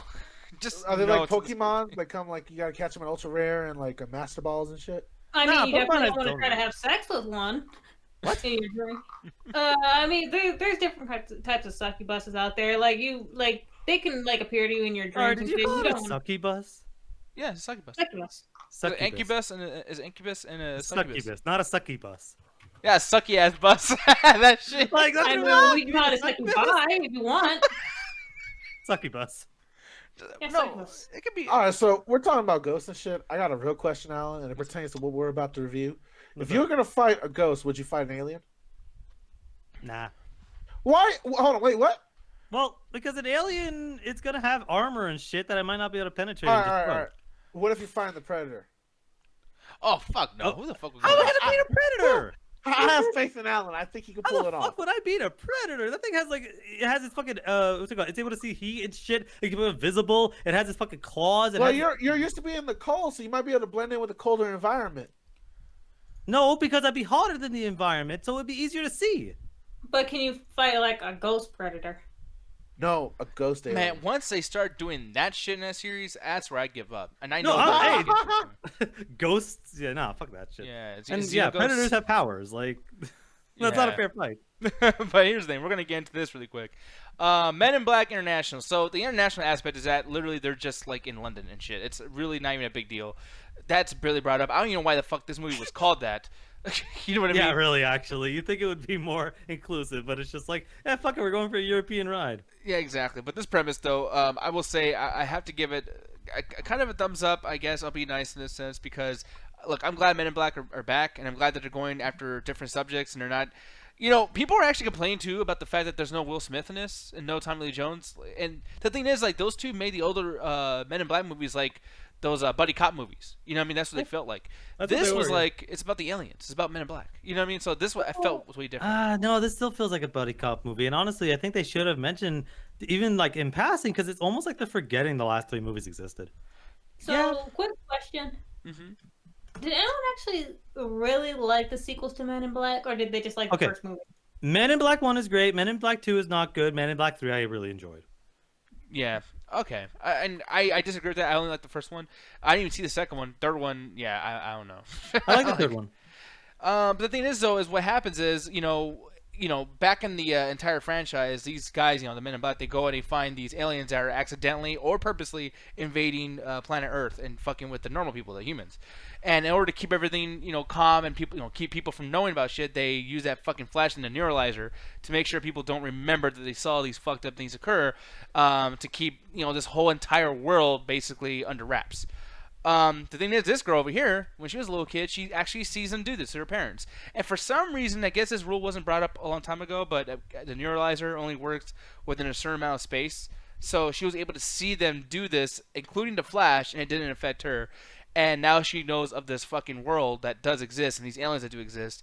And her whole point is that as she grows up, she's trying her best to find this fucking corporation and to also hunt aliens or figure out how to keep the Earth safe from all this crazy shit that's happening. And that's legitimately, that's the purpose, or premise. No, it's so stupid because yeah, they do the neuralizer, and apparently because they never established anything in the movies, and I never honestly thought about it till I was watching it, and I turned the content, I'm like, wait, so these things only have a 5-foot radius? What if some fuckboy is 10 feet away and closes his eyes at the right time? It makes this thing completely pointless. Well, I'll let you right out. The movie makes it completely pointless throughout many shots. Yeah, I mean, it's a thing that's really becomes problematic because, look, the premise I thought was cool because as I was watching it, I was like, man, it's interesting. And in the trailer, I was like, that's also interesting because they kind of say that in the trailer, so it's not even a spoiler me even saying this part. But it's like as the movie progresses, this premise is what hurts the rest of the movie because they should have stuck with that aspect of it, and they don't. It's almost like you get the whole purpose why they even brought this up in a 2-minute scene that happens way, way later in the movie, and I'm like, okay, cool. Premise-wise, I like it. I was interested. Jed, I'm going to ask you next. What do you think about the premise? Thumbs up, thumbs down, what are you feeling? Thumbs down, honestly. Thumbs down, okay. Is there any particular reason why? No. Okay, gotcha. How about you, man? Thumbs up, thumbs down, You man. just gotta give it like just a quick. Nah. No, and I understand that, but When it comes to me personally, I kind of enjoyed the premise. They had a little bit of what I was looking for in terms of trying to start a new franchise, and that's 100% what this film is trying to do. That's why it does such a small callback to the original films.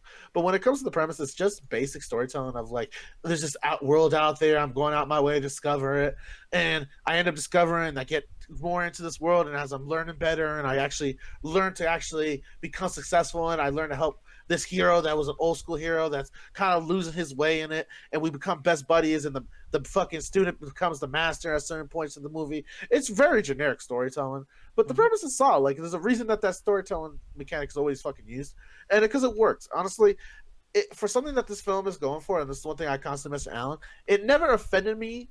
Except maybe one time, but in terms of the actual film itself, it never made me mad. It never was trying to portray itself as something it wasn't, especially within the trailers themselves. it was a basic, enjoyable film and a basic, enjoyable story. So I actually give the premise a reluctant thumbs up.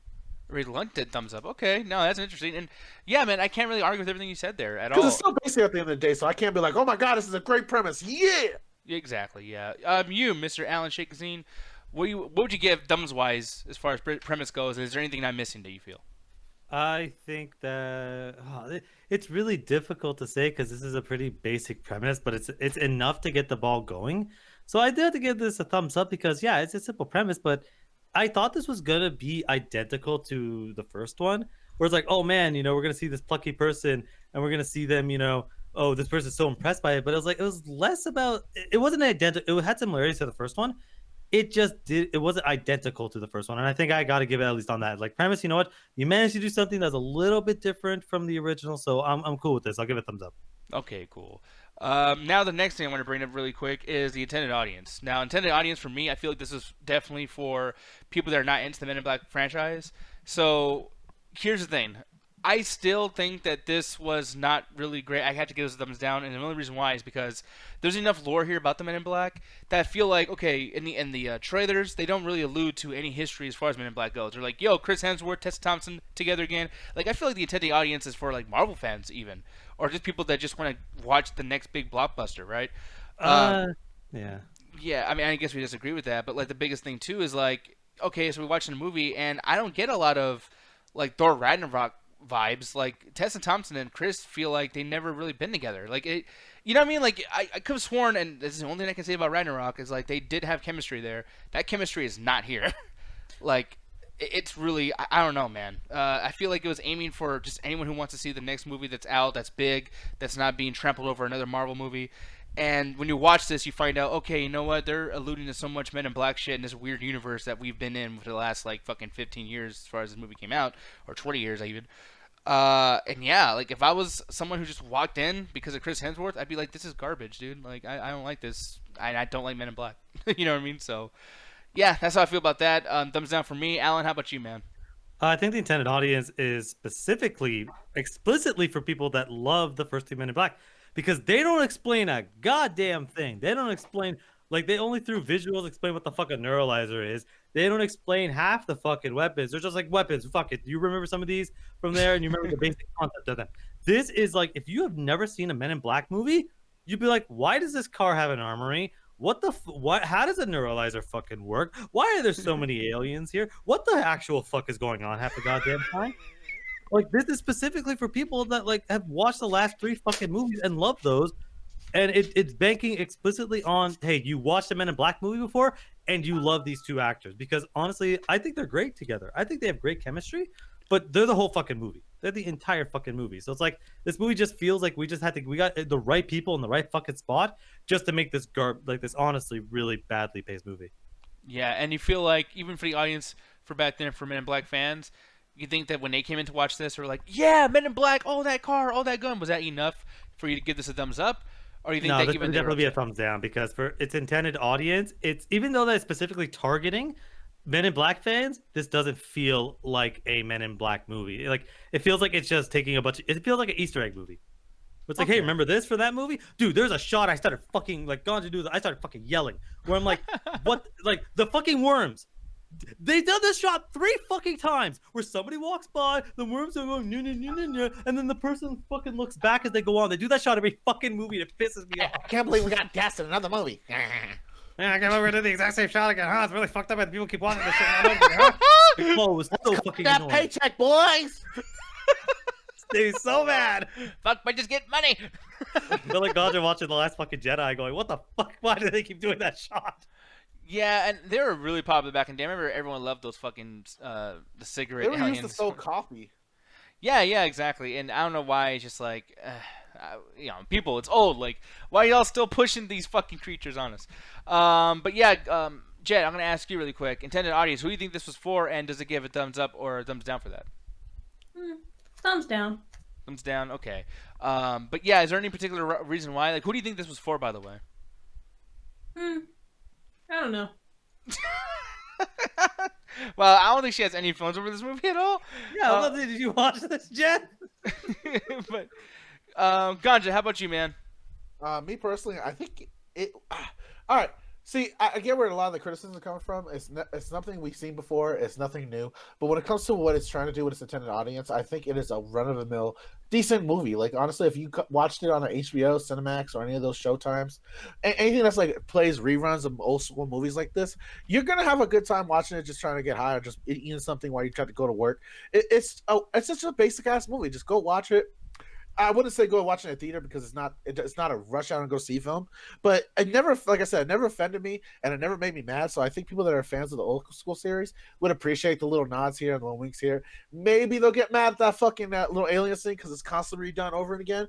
But they also do little wicked notches throughout the movie itself I think it's really well done. It's self-reference and it's trying to move on. So I think people that are fans of the Man in Black series, especially with the god awful second one, would appreciate this film. I don't think it'll be something to go home to and tell someone like, "Yo, go see the Man in Black." But like I said, it's something that I was not mad at. I didn't feel like I was ripped off, and I enjoyed some of the scenes. I got to laugh at a few of the jokes, and so I really loved the way that they worked around some of the kind of like futuristic stuff and trying to update the characters and the vibe of Man in Black without doing it either too tongue in cheek or too like I hate the term social justice worry, but that's the only thing I can come up with at the moment. Worry? Worry. Warriors come out to play. Exactly. Well, like that people say, like, oh, they're trying to change things because so agenda. It does it so well that it's not even noticeable if you don't pay attention. And it was a decent movie, so I give it a thumbs up. I think it really hit it for this tennis audience. Character-wise, we're gonna be bringing this up now too. For character, I gotta give this a thumbs up in the sense of, I love this character. Tessa Thompson's character, I forgot her fucking name. And She usually can it's do only no initial. wrong. Yeah, Molly. I guess they call her M or whatever. But no, it's like she kept doing, and you saying like she can do no wrong. I feel like she was doing tons of wrong, and they kept bringing that up, which I liked. And I like how Chris Hemsworth, I mean, he has to do so much shit like that. I think some heroes probably the movie wouldn't want you to see them do, like having sex with a fucking alien and stuff like that. And I'm just kind of like, yeah, like these two characters are in situations like even like. I love like the side villains who are really cool, and then you don't see them after a certain point. There's like another side villain. Oh, you mean the ghosts from Matrix 2? Basically. Dude, they're the fucking ghosts from Matrix 2. Let's not fucking pretend. But like, there's another character that looks like the Beast. Basically, he's in the trailer too. Oh, and yeah. there's a fight scene, and you would think like, okay, there's a part where Chris Hemsworth beats the Beast, whatever. No, like there's a dialogue there. There's a history that we didn't know that was there previously. Chris Hemsworth gets his ass kicked, but it was a good fight. But then, it's like there's so much shit going on. It's an ass kicked throughout the whole movie, man. Yeah, but like that stuff's kind of cool to me. Like that's kind of like making me want to care for the character just because of the fact that it's like, okay, I mean, I know the stakes aren't extremely high because they're both gonna fucking live there at the end of the movie. You already know the ending, but it's fun to just be like, okay, like damn, what's gonna happen next? Jet, I'm gonna ask you, would you give this a thumbs up or thumbs down? And which character do you think that was the best in the movie for you? Thumbs up. Thumbs up. Okay. Wow. Still nothing, huh? Mm-hmm. Okay. Yeah, Alan, how about you, man? I think that the characters are the driving force of this movie. And I know that's something, oh, of course, but no, like literally the plot of this is so bare minimum. It is so like, honestly, almost make it up as you go along that the characters are really the best part of this fucking movie. Seeing Thor, where he's kind of acting a little bit like Thor Ragnarok, a little bit like he was in Ghostbusters, but he's still fairly competent, kind of just shows like, yeah, he's really charismatic. He's able to kind of play that kind of dumb guy, but he's also knows what he's doing. And I really actually enjoyed that. And again, Tessa Thompson can do no fucking wrong by me. Like, I'll watch any fucking movie she's in. That's the reason I hate fucking Annihilation as much as I do, because he's in that movie for 45 fucking seconds, then walks off and becomes a tree. But with this movie, it's like, yeah, she is really what keeps Chris Hemsworth kind of grounded, because Chris Hemsworth character be so fucking annoying if he's done wrong. Thor Ragnarok. But with this, it's like, no, she's able to kind of keep him grounded to a degree and focused. So when they're both working together, they have great fucking chemistry. And it's weird that you have said that this, like, oh, this isn't a buddy cop movie. This is a buddy cop movie to a fucking T, dude. If this is something who's a normal straight, like, I'm gonna, basically make sure I'm on task. I'm here for a job. I'm here. Chris Hemsworth's the fucking doof gum. Like, he's basically Chris Tucker from the Rush Hour movies. Like, this is the perfect archetype of a buddy cop movie. But I think like those two, like this is a thumbs up for me because the characters are what drive this fucking movie forward. Yeah, and emotion for me, there's no emotion here. That's the one thing that I think is kind of an issue. Is that it's so fun that you stop kind of giving a fuck about some of these characters. Like I thought, like the way that they show like M's parents when she was a little girl, the way you kind of like see them freak the fuck out because like the dad saw some weird shit outside the back of the fucking house. You're kind of like, oh shit, like this is gonna be kind of cool. Like these people are kind of you know, like acting like how I would probably act if I saw some fucked up shit. And it's like, man, if something happens to them, I really want to see what, you know, how this has affected them, or just like how has their memory being lost, whatever, affected them. You'd never see that again. You never see them in this movie. And then there's like a lot of other stuff too, where it's like, and I can't even say it. I'm trying to find a way to say it without doing spoilers. But basically, at the end of the movie, there is something about partners and about like father figure type stuff going on. And you're like, okay, this guy's saying these things, but I'd never even seen them in the same room more than like 3 minutes. Like I saw them in the beginning, and like that's it. And it's like, dude, that's kind of an issue, because if you're gonna make me feel like, oh man, like when Tommy Lee Jones gets stuck inside the cockroach in the first movie, there's a part of Will Smith's acting that's like, oh my god, get your friend, he's stuck in there. Like it was kind of like, I don't know, it just felt different. And Yeah, because you were legit concerned. Because at that point, we thought he could be dead. Yeah, and this, it never happens here for me. So yeah, for emotion, I didn't feel shit. Jen, how about you? Did you feel shit? Thumbs down. Thumbs down. Okay. Ganja Guru, did you feel shit? I did feel shit, sir. Oh, like actual shit. Like you had to go to the bathroom during the Oh movie man, theater? I was so constipated. I had to put my finger in there and just grab Need it a from the end of vegetable. it. That's And just not, like okay. I had to use like to break it up down the middle so I can get the rest of it, and hopefully my butthole pushes the rest out. But besides that, you know, I had to leave it on the seat. When it comes to the story itself, like I said, it's Any very emotion? run of the mill. There's nothing really much going on. Like Alan says, much of a buddy cop film. It really doesn't go outside that parameter. But what they do in terms of their interaction is 100% on point. I actually feel like they develop a friendship, especially that it starts off from like this kind of opportunistic role between both of them, where they're trying to figure out how they can use each other, and then it just turns into them developing a sincere friendship as they get to understand why they each join the Man in Black, or they're trying to overcome each other's personal problems. Especially when it comes to Chris Hemsworth's character, because he's apparently supposed to be this big like super agent, someone that's actually in charge of the situation, knows his shit, and he's just turned into this fuck up for no apparent reason that gets explained later in the story. And I think that reveal is so amazing, because it doesn't get too much dialogue on it. It just shows that he's running for something, and he just not consciously doesn't know what. And that reveal actually, it kind of redeems a lot of the stupid shit he does later on, because he's trying to make up for this stuff. And the Tessa Thompson character, I feel like her story is the weakest, especially when it comes to like her motivation. Is just, hey, I saw Alien once, and now I want to join the Man in Black. It kind of gets dropped actually immediately. Yeah. Like you think that's something that would be throughout the whole movie. It's like, oh man, I want to find the Man in Black because I want to figure out what happened that night. And as soon as she does that, she's like, okay, And when it comes she's to perfectly fine. And I like the banter between all the characters that continue to push the story, because when there's certain like story elements that pop up, any other fucking movie, especially if it's not done to at least a decent degree, you would get pissed and be like, "Oh God, here we go again with this fucking storyline." This one is done interesting, and it kept me going, and it felt like it was really pushing the plot line. So I give the story a thumbs up. Okay, cool. Well, that was about emotion, but like you, Mr. Well, emotion as well, because I didn't get to tell a story, so it's kind of both entwined. Okay, Alan, how about you, man? What would you give the emotion? Of the movie? I'm kind of with you. A thumbs down. It's like as much as I enjoyed the characters going, a lot of the beats that should have hit, like you said, the father figure beat should have hit. The fact that the parents, you know, like her seeing that event and her not understanding it, that should have hit more. Her being kind of crazy because she has the interviews at start where she's clearly a nutcase, just gets completely fucking dropped for she almost completely changes characters as soon as she becomes a Men in Black. So yeah, I got to give this kind of a thumbs down because it doesn't work. Like a lot of the character beats just just get forgotten halfway through, and that's really annoying. Yeah, progression wise, I gotta tell you, man. I thought this movie did progress pretty well. My only issue is and I'm gonna give this a thumbs up officially, but the one thing I have to say really quick too that's kind of frustrating is that this movie progresses halfway through, and then it just becomes so progressed that it's like its own sequel. Like the first half of this movie is like, man, if this was like a show, or if this was like just, you know, stretched out, padded a little bit longer, this could have been like 2 movies. But in the second half of the movie, it's like you said too, when she changes her character and she becomes so like in tune with how you're supposed to act with Men in Black, etc. Like I like the timid version of her. I like her being like, "Oh, dude, like this fucking place is weird, and look at these aliens." There's even certain aliens that she's interacting with that it causes an issue, or people are like, "Don't do that! Oh my god, you just fucked that up! Like, what the hell's your problem? Like, you're stupid." Because obviously, if I was new to this fucking world, I'd be doing everything wrong because I don't know how this shit works. You know what I mean? Which was awesome. That was great progression. And then like the second half is like, time to do some gun shit and like jumping and all that crazy stuff.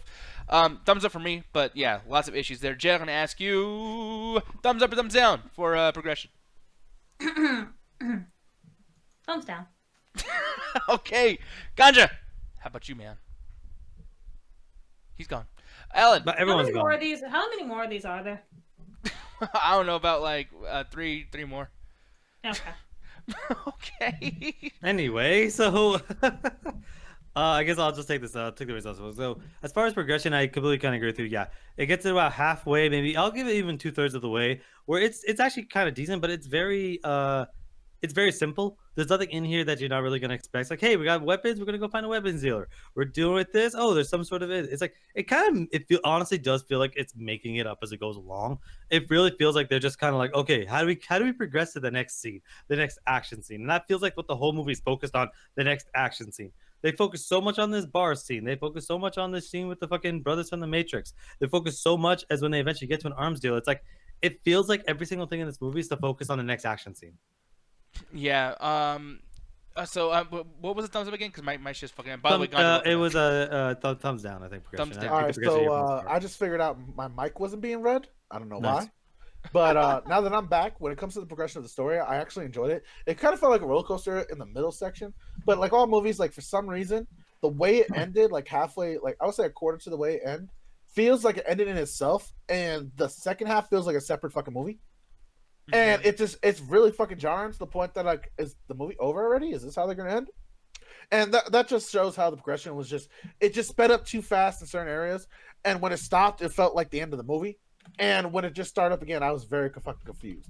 Yeah. And when it comes to like the film itself, I think the progression of the story, besides those parts where it gets a little jumpy, it was decent. Like again, it was a run-of-the-mill spy story and a partnership story, and coming into your own when it comes to a profession that you really want from like a little kid. So it doesn't go out of too much of those parameters, but it's really well done. And the way that these characters push the story along, it helps it progress much faster, especially with the dialogue between what's supposed to be quote unquote the two rivals.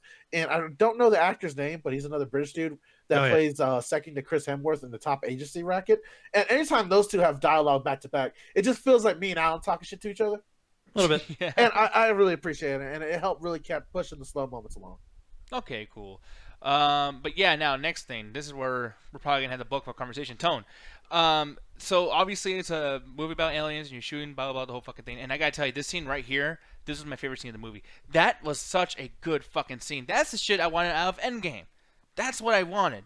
Fucking so goddamn good. Just shooting people, then reacting to, and then you see when like the firearms, like whatever they shoot the projectiles, you see them actually connect and how the other person reacts to it.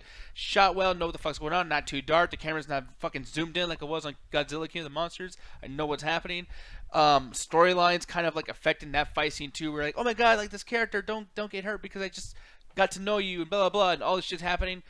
And then, like, the rest of the movie was just garbage. I mean, there's a part where, like, they're on this thing. I'll show it right now on the screen. There's rules that they make within the franchise of, yeah, the whole purpose of these neuralizers is to make sure that you guys don't remember what you see. Because we don't want you guys to know that there's aliens out here and there's all this crazy shit going on and we have these futuristic tech. And then they just drop it in the middle where it's like, it's some Star Wars level of, fuck our rules, fuck our storyline. We're just trying to blow shit up. And that pissed me the fuck off because this tone is telling you how important it is for the main character. And we saw how she grew up wanting to be part of the Men in Black. We see this whole thing build up, and then it doesn't matter because if she's trying so hard to get in this secret fucking place, then why isn't everybody in the world doing it? Because clearly they don't give a fuck if people actually see that this tech actually exists. Yeah, so, I'll jump in on mine because that actually made me super fucking mad. Because I thought what they were gonna do is like there's a chase scene in the movie and it starts off with a neuralizer right to the dude's here, but then they just stop neuralizing. I thought it was gonna be a drive-by neuralizer, which would have been hilariously cool to see that kind of sequence. Mm-hmm. But yeah, like this movie is one set piece after another, and some set pieces are better than other set pieces.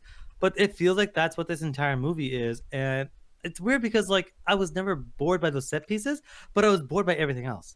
Because especially that second half, it just really falls the fuck apart. So I'll give this also a thumbs down because as much as there were parts where I was entertained, there were parts where I'm like, this is fucking awful. Like, what are you guys doing? Yeah, it's just fucking weird. Because that's a simple thing that you don't fuck up. Like, you guys have made that rule and kind of keeps bringing up that rule constantly. So what the shit? Jed, how about you? What would you get this thumbs up or thumbs down for Tone? Thumbs down. Okay, Ganja, how about you, sir? With a tone, it just hit.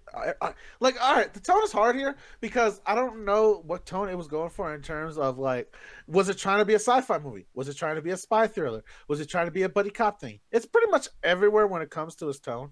It's just really trying to be a run-of-the-mill action film, big blockbuster hit. There's nothing really too much that it sticks to in terms of tone. But what it does when it tries to dip its toes into different genres and different ways to portray the film that's going on, it does what is necessary to keep going. And I'm gonna give it a middle ground thumbs up, maybe like a halfway there, because it doesn't do it all the way, because like I said, it doesn't go full force to any type of tones. It just keeps it going, trying to keep the story going to the end of the movie. Yeah, and speaking of that too, and I'm glad you even brought that up, pacing. Pacing was great in this movie. I feel like an hour and 45 minutes was perfect for this. If it was going to go longer than 2 hours, I would have been fucking mad. But this, honestly, if you left to go take a shit or get some popcorn or something, you would have missed something important. I think every 5 minutes something that's dire to the storyline, or not dire, but something that's important to the storyline and the overall just build of all these characters happens that's important. And that's something to really, really take home with you. And as far as yeah, I can rewatch this. If I miss something, or if someone argues with me, hey man, let's watch this again, blah blah, it's like, you know what? I can chew on that. Sure, fuck yeah, let's do it again. And that's because of the pacing. So fuck yeah, man, I gotta give that a thumbs up, hardcore thumbs up. People need to copy this shit more often. But Alan, how about you, man? What'd you feel about the pacing? I gotta go thumbs down on this one because I felt that a lot of times with the movie, I wasn't sure exactly what they was going for. I wasn't sure what's considered a climax. At one point, I'm pretty sure the movie ended, and I was like, "Is the movie over?" And I checked the time. I'm like, no, there's still like 15 minutes on the clock. So it's like I don't even understand like a lot of what was going on, and I felt like sometimes it moved too fast, sometimes it made no sense, and it never took the time to explain. It's like felt like it was rushing to an ending. This whole movie felt like it was like, we're gonna race to the ending. We're gonna get through as many set pieces as possible because characters get brought up, things get brought up, everything is passing dialogue of like, man, I told you never to visit this person, and it's like we get like a line of dialogue. We barely get any explanation for why this is a big deal, why this person's there. I'm not even sure he fought Katy Perry at some point because we barely know anything about that character. And it's like there's so many times where I'm like, slow down, movie, slow down and explain what the fuck this world is because I am just fucking confused. It's moving way too fucking fast. And yeah, an hour 45 is great. But I honestly think that this needed an extra 20 minutes to just be able to flesh a lot of stuff out. And it's like, nah, I'm sorry, this is a thumb down. The pacing here is really way too fucking fast for this movie. Jet, thumbs up or thumbs down? Thumbs up. Thumbs up. Okay. Is there any reason as to why? How many more of these we got? Just one? We got one more. Okay. She's about to kill. I'm scared. I don't know why this is happening. She's going for a bit here. He's about to pull out a pistol. One more, motherfucker! I'm really, honestly, kind of nervous. Anyways, Ganja, you. Thumbs up or thumbs out for pacing, which I'm going to assume that you're going to say something nice pretty much from when I said everything else, it kind of goes with pacing, so I'm going to give it a thumbs up, just not to keep, repeating my words. Okay, cool. Yeah, pacing is going to be thumbs up. And here's the thing, though. Time to go for the dialogue. This is something I feel like isn't really... I don't know, linked to any other the fucking topics here. But yeah, dialogue. I think the dialogue was kind of whatever. It's like, here's the thing too. It's like, just in general, not even just for this review, but with dialogue, is that something that is it about how it's written, or is it about how people even talk? For me, yeah, because for me, it's like everyone sounded great with their lines and everything, but it's just I feel like there was questions and shit that should have been said that really wasn't uttered. There was no you know what I mean? I just feel like there was more writing to be had. And I guess I'll give that a thumbs down in a sense. But how about you, Alan? Was there something about the dialogue that you felt was bad or good? I think that in order for dialogue to be good, you need one of two things. You need actual, well-written, interesting statements, and then you need somebody to actually pronounce it. It doesn't matter how good a line of dialogue is on paper. If you have some boring-ass motherfucker reading it, it's like, imagine if I did the Braveheart read. They will never take our freedom. They will never take... motherfucker, I sound like Winston Churchill trying to fucking speak some shit. It's like, it doesn't fucking work if you don't have someone being charismatic. And I think that a lot of the written dialogue, it's funny because there's this one line when it's like, oh, wait, Men in Black? And then she kind of goes and explains that. I'm like, okay, I heard a similar dialogue this fucking week when I saw Dark Phoenix of we should rename it to X Women. I'm like, okay, this is a similar theme of dialogue, but one was done really well because you had good actors actually doing it, and one was done terribly because Jennifer Lawrence doesn't give a fuck. So as far as dialogue in this movie, I got to give it at least a thumbs up because there was never a point where I was groaning going, that was so badly done. It was more just like, oh boy, they're going with that one. Everyone did their job properly. Everyone was able to act very, very well. So I got to give the dialogue thumbs up because I was never groaning at the dialogue. I am fucking shocked that you said thumbs up for that. Jet, thumbs up or thumbs down for dialogue? You should do the ganja first. Ganja. I'm gonna say a thumbs up. I like the way every character interacted. Like I said, a lot of stuff when it came to the story that pushed it forward was the interaction among the actors. Chris Hemsworth, his second lead when it came to the second agency. Even Liam Neeson with his racist ass was actually pretty decent with the character role he was playing. And Tessa Thompson, I want to see more of her. I'm really enjoying her from the Marvel series, and I'm really enjoying her in the Man in Black series. So I kind of want to see where her career goes, and I want to see if she keeps hitting out these bangers. So I'm gonna give it a thumbs up. Okay, thumbs up for you. Jet, you are the very last rating. The very last thing. What would you give this? Thumbs down. Thumbs down. Okay. And you know why? Why? What's up? You want to know what I was doing this entire time? What? I'm curious. I was playing it safe this entire fucking time. You know, exactly like what this movie did the entire fucking time. You're not wrong. This movie played it so fucking safe, took no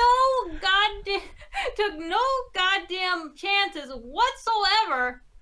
I like the movie, but goddamn, do something with it. Do something interesting. What you did was basically the bare minimum of a decent movie. Your premise, it was fucking boring as shit. It seemed like 2 different goddamn movies. More like 3 because the middle part. It seemed like 3 different goddamn movies. Its intended audience, like for people who see Men in Black, because you didn't really explain anything to the people who basically would be going into this as their first fucking movie. Like, what the fuck? Yeah. What the fuck is there? Like, I was confused throughout a lot of this. Like, I would look down for a second and then look up. I'd be like, okay, like I'm still listening, but I mean, I didn't really get that part. I'm fucking confused, and I've seen Men in Black. Where are you going? Character Tessa, the small pawn, and the dancing aliens were honestly the only good parts of this fucking movie when it came to characters. Chris Hemsworth, yeah, I love you, Chris Hemsworth, but god damn, when you remove your fucking beard, you become boring as shit. Like, your character is so fucking irritating in this goddamn movie. They're just like, my god, please, just go back into later in the movie and just pick up the fucking hammer and just keep it. Go back to fucking Asgard. Stay there. And the emotion in here, what emotion? There's no fucking emotion in here. Like, who am I supposed to be attached to? Like, I didn't feel for any of the characters. Their stories were very, very plain. They're so plain, the bare fucking minimum. And this is Men in Black. You can do so much with these fucking alien characters and have them have some really crazy ass shit going on, but you didn't do that. I mean, the closest you got was like later in the movie with like some alien dude who basically, I guess, like had something to do with the beginning of the movie, but it's just like, what else is there with that? Nothing. Bad fucking progression. Once again, it felt like 2 different movies. Pacing. I mean, okay, I was never bored throughout it, but sometimes, yeah, it did feel way too fast or like sometimes like kind of slow. But like, I mean, it was all right as long as I wasn't bored. It was fucking fine. Tone. I'm not sure what they wanted to do with this movie. Was it supposed to be a comedy? Was it supposed to be like buddy cop, like you guys said? Like, was it supposed to be emotional? Was it supposed to be like, were we supposed to feel for these characters? Because I sure didn't. There was nothing for me there to like latch on to.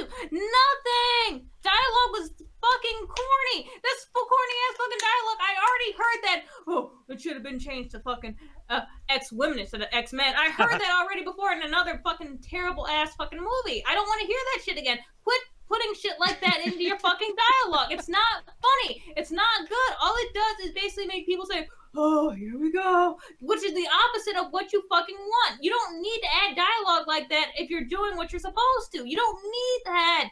Quit it. Stop. God damn. And it's surprising that I like this fucking movie, but please go bungee jumping. Like, go like skydiving. Do something extreme. You have aliens in your fucking movie. You don't need to play it safe. Go crazy. Yeah, I mean, here's the thing. I mirror every single thing that you feel about this. I really do. Yeah. But, damn, you said you like this? Yeah. You went off. That's the thing. I'm trying to figure out if just being like bare minimum is actually good nowadays. Like, is that okay? Because I mean, it's just an okay movie. That's the thing. It's like, it's just so not insulting. That's the thing. And Ganja said that when we first started. And that was perfect. When Ganja said, I'm not offended, but like, yeah, this is a shit movie, but like, that's okay because there's been so much shit. Like, Oh, please, don't like, this worry, is there's Men in another- Black. It's about fucking aliens. Like, why am I not getting more aliens? Like, why am I not getting cool ass shit with the aliens? The coolest shit in here was literally the quotations villains fucking pop locking and dropping it.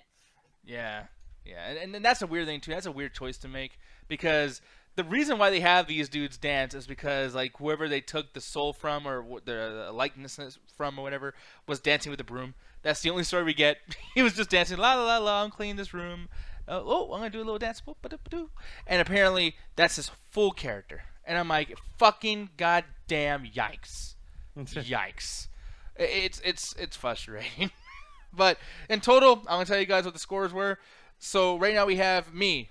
I got 4. I gave it 4 points. Jay gave it 2 points. Ganja gave it 7, which is the highest score I think Ganja's given. Yeah, because I actually kind of enjoyed it. And Alan gave it 3. So in total, there 16 out of 30 we gave this. So it's literally above average, like with all of our opinions. Yeah, it's about average, which is exactly what this movie fucking deserves. Because the love of God said it didn't offend him. There's a point in this movie that fucking made me so fucking mad. Basically, a last minute character save in the dumbest, most Deus Ex Machina I've ever seen in my goddamn life. I just started fuming because I'm like, what the fuck is this stupid shit? Yeah. It doesn't actually feel like it ended. Did it actually feel like it ended? No.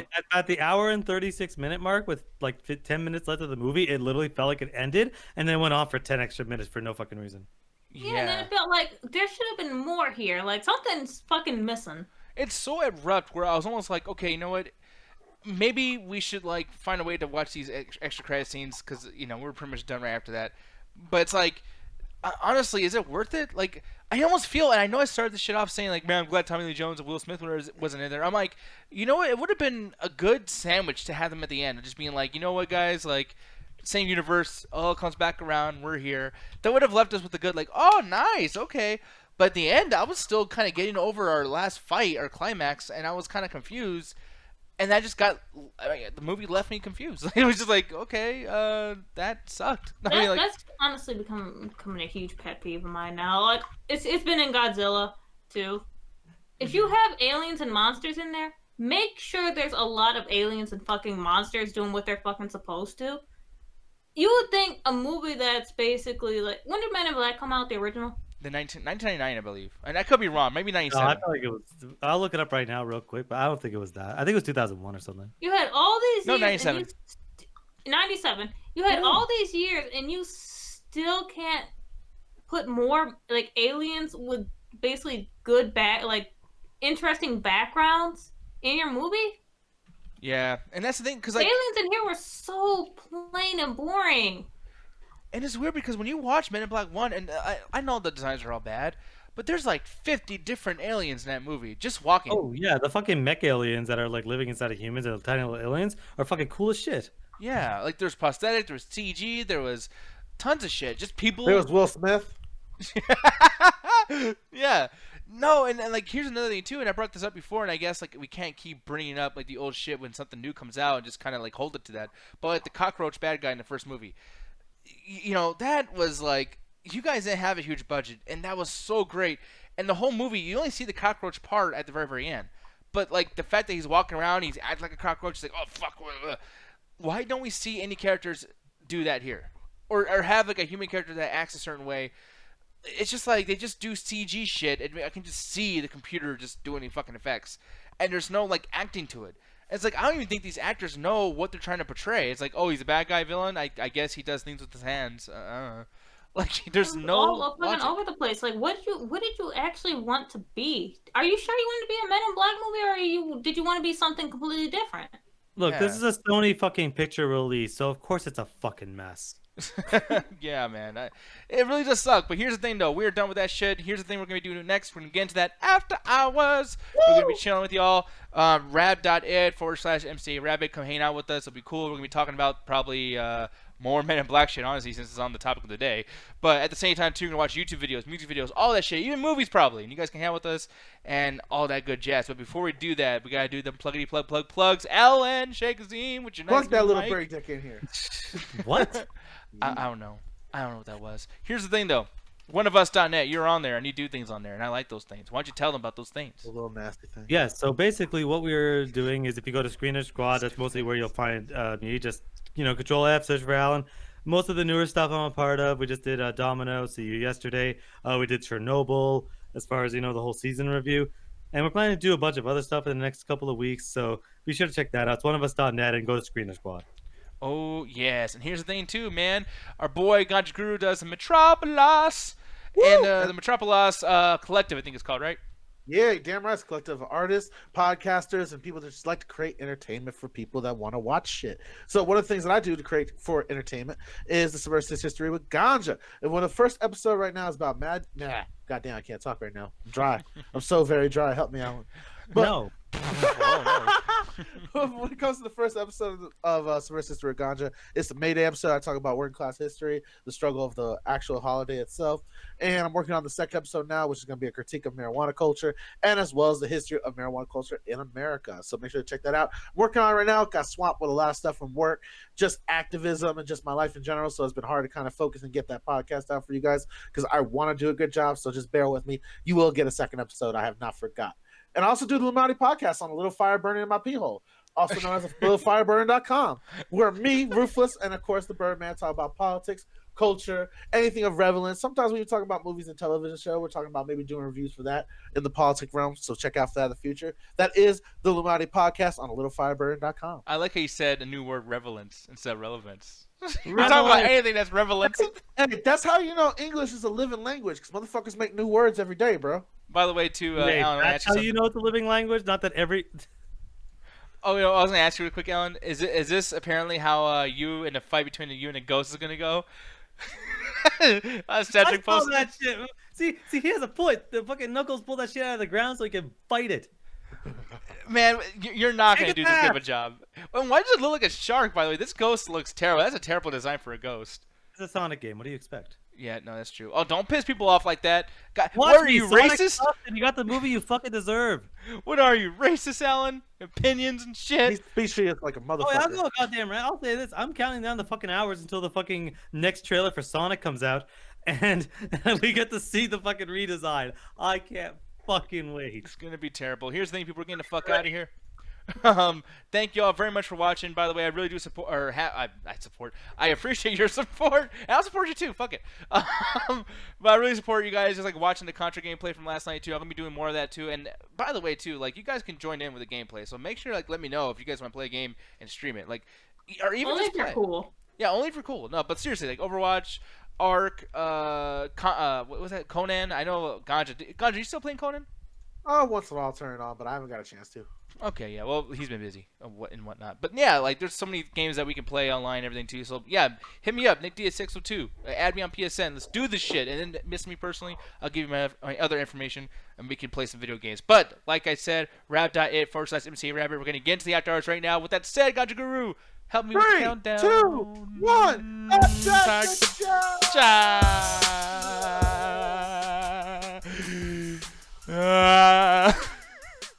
You guys Thank can you. also find me on Footsie Babes. On what? Huh? What Because the if fuck that's is a real Footsie Babes? site, we can't be advertising other people's sites. Guess what? I'm selling dick pics. What is Footsie Babes? I don't want to know. Is it Bates or Babes? Babes. Does that make Catch a the TCA on Chatterbait. On Tatterbait? Tattertate? You can also find the Favorite same content on 21 Foot Art. X videos, shout out, Pornhub, Spank X-Hamster. Bank. Legs action. What does a hamster have to do with X? That's a horny hamster. It That's is. a good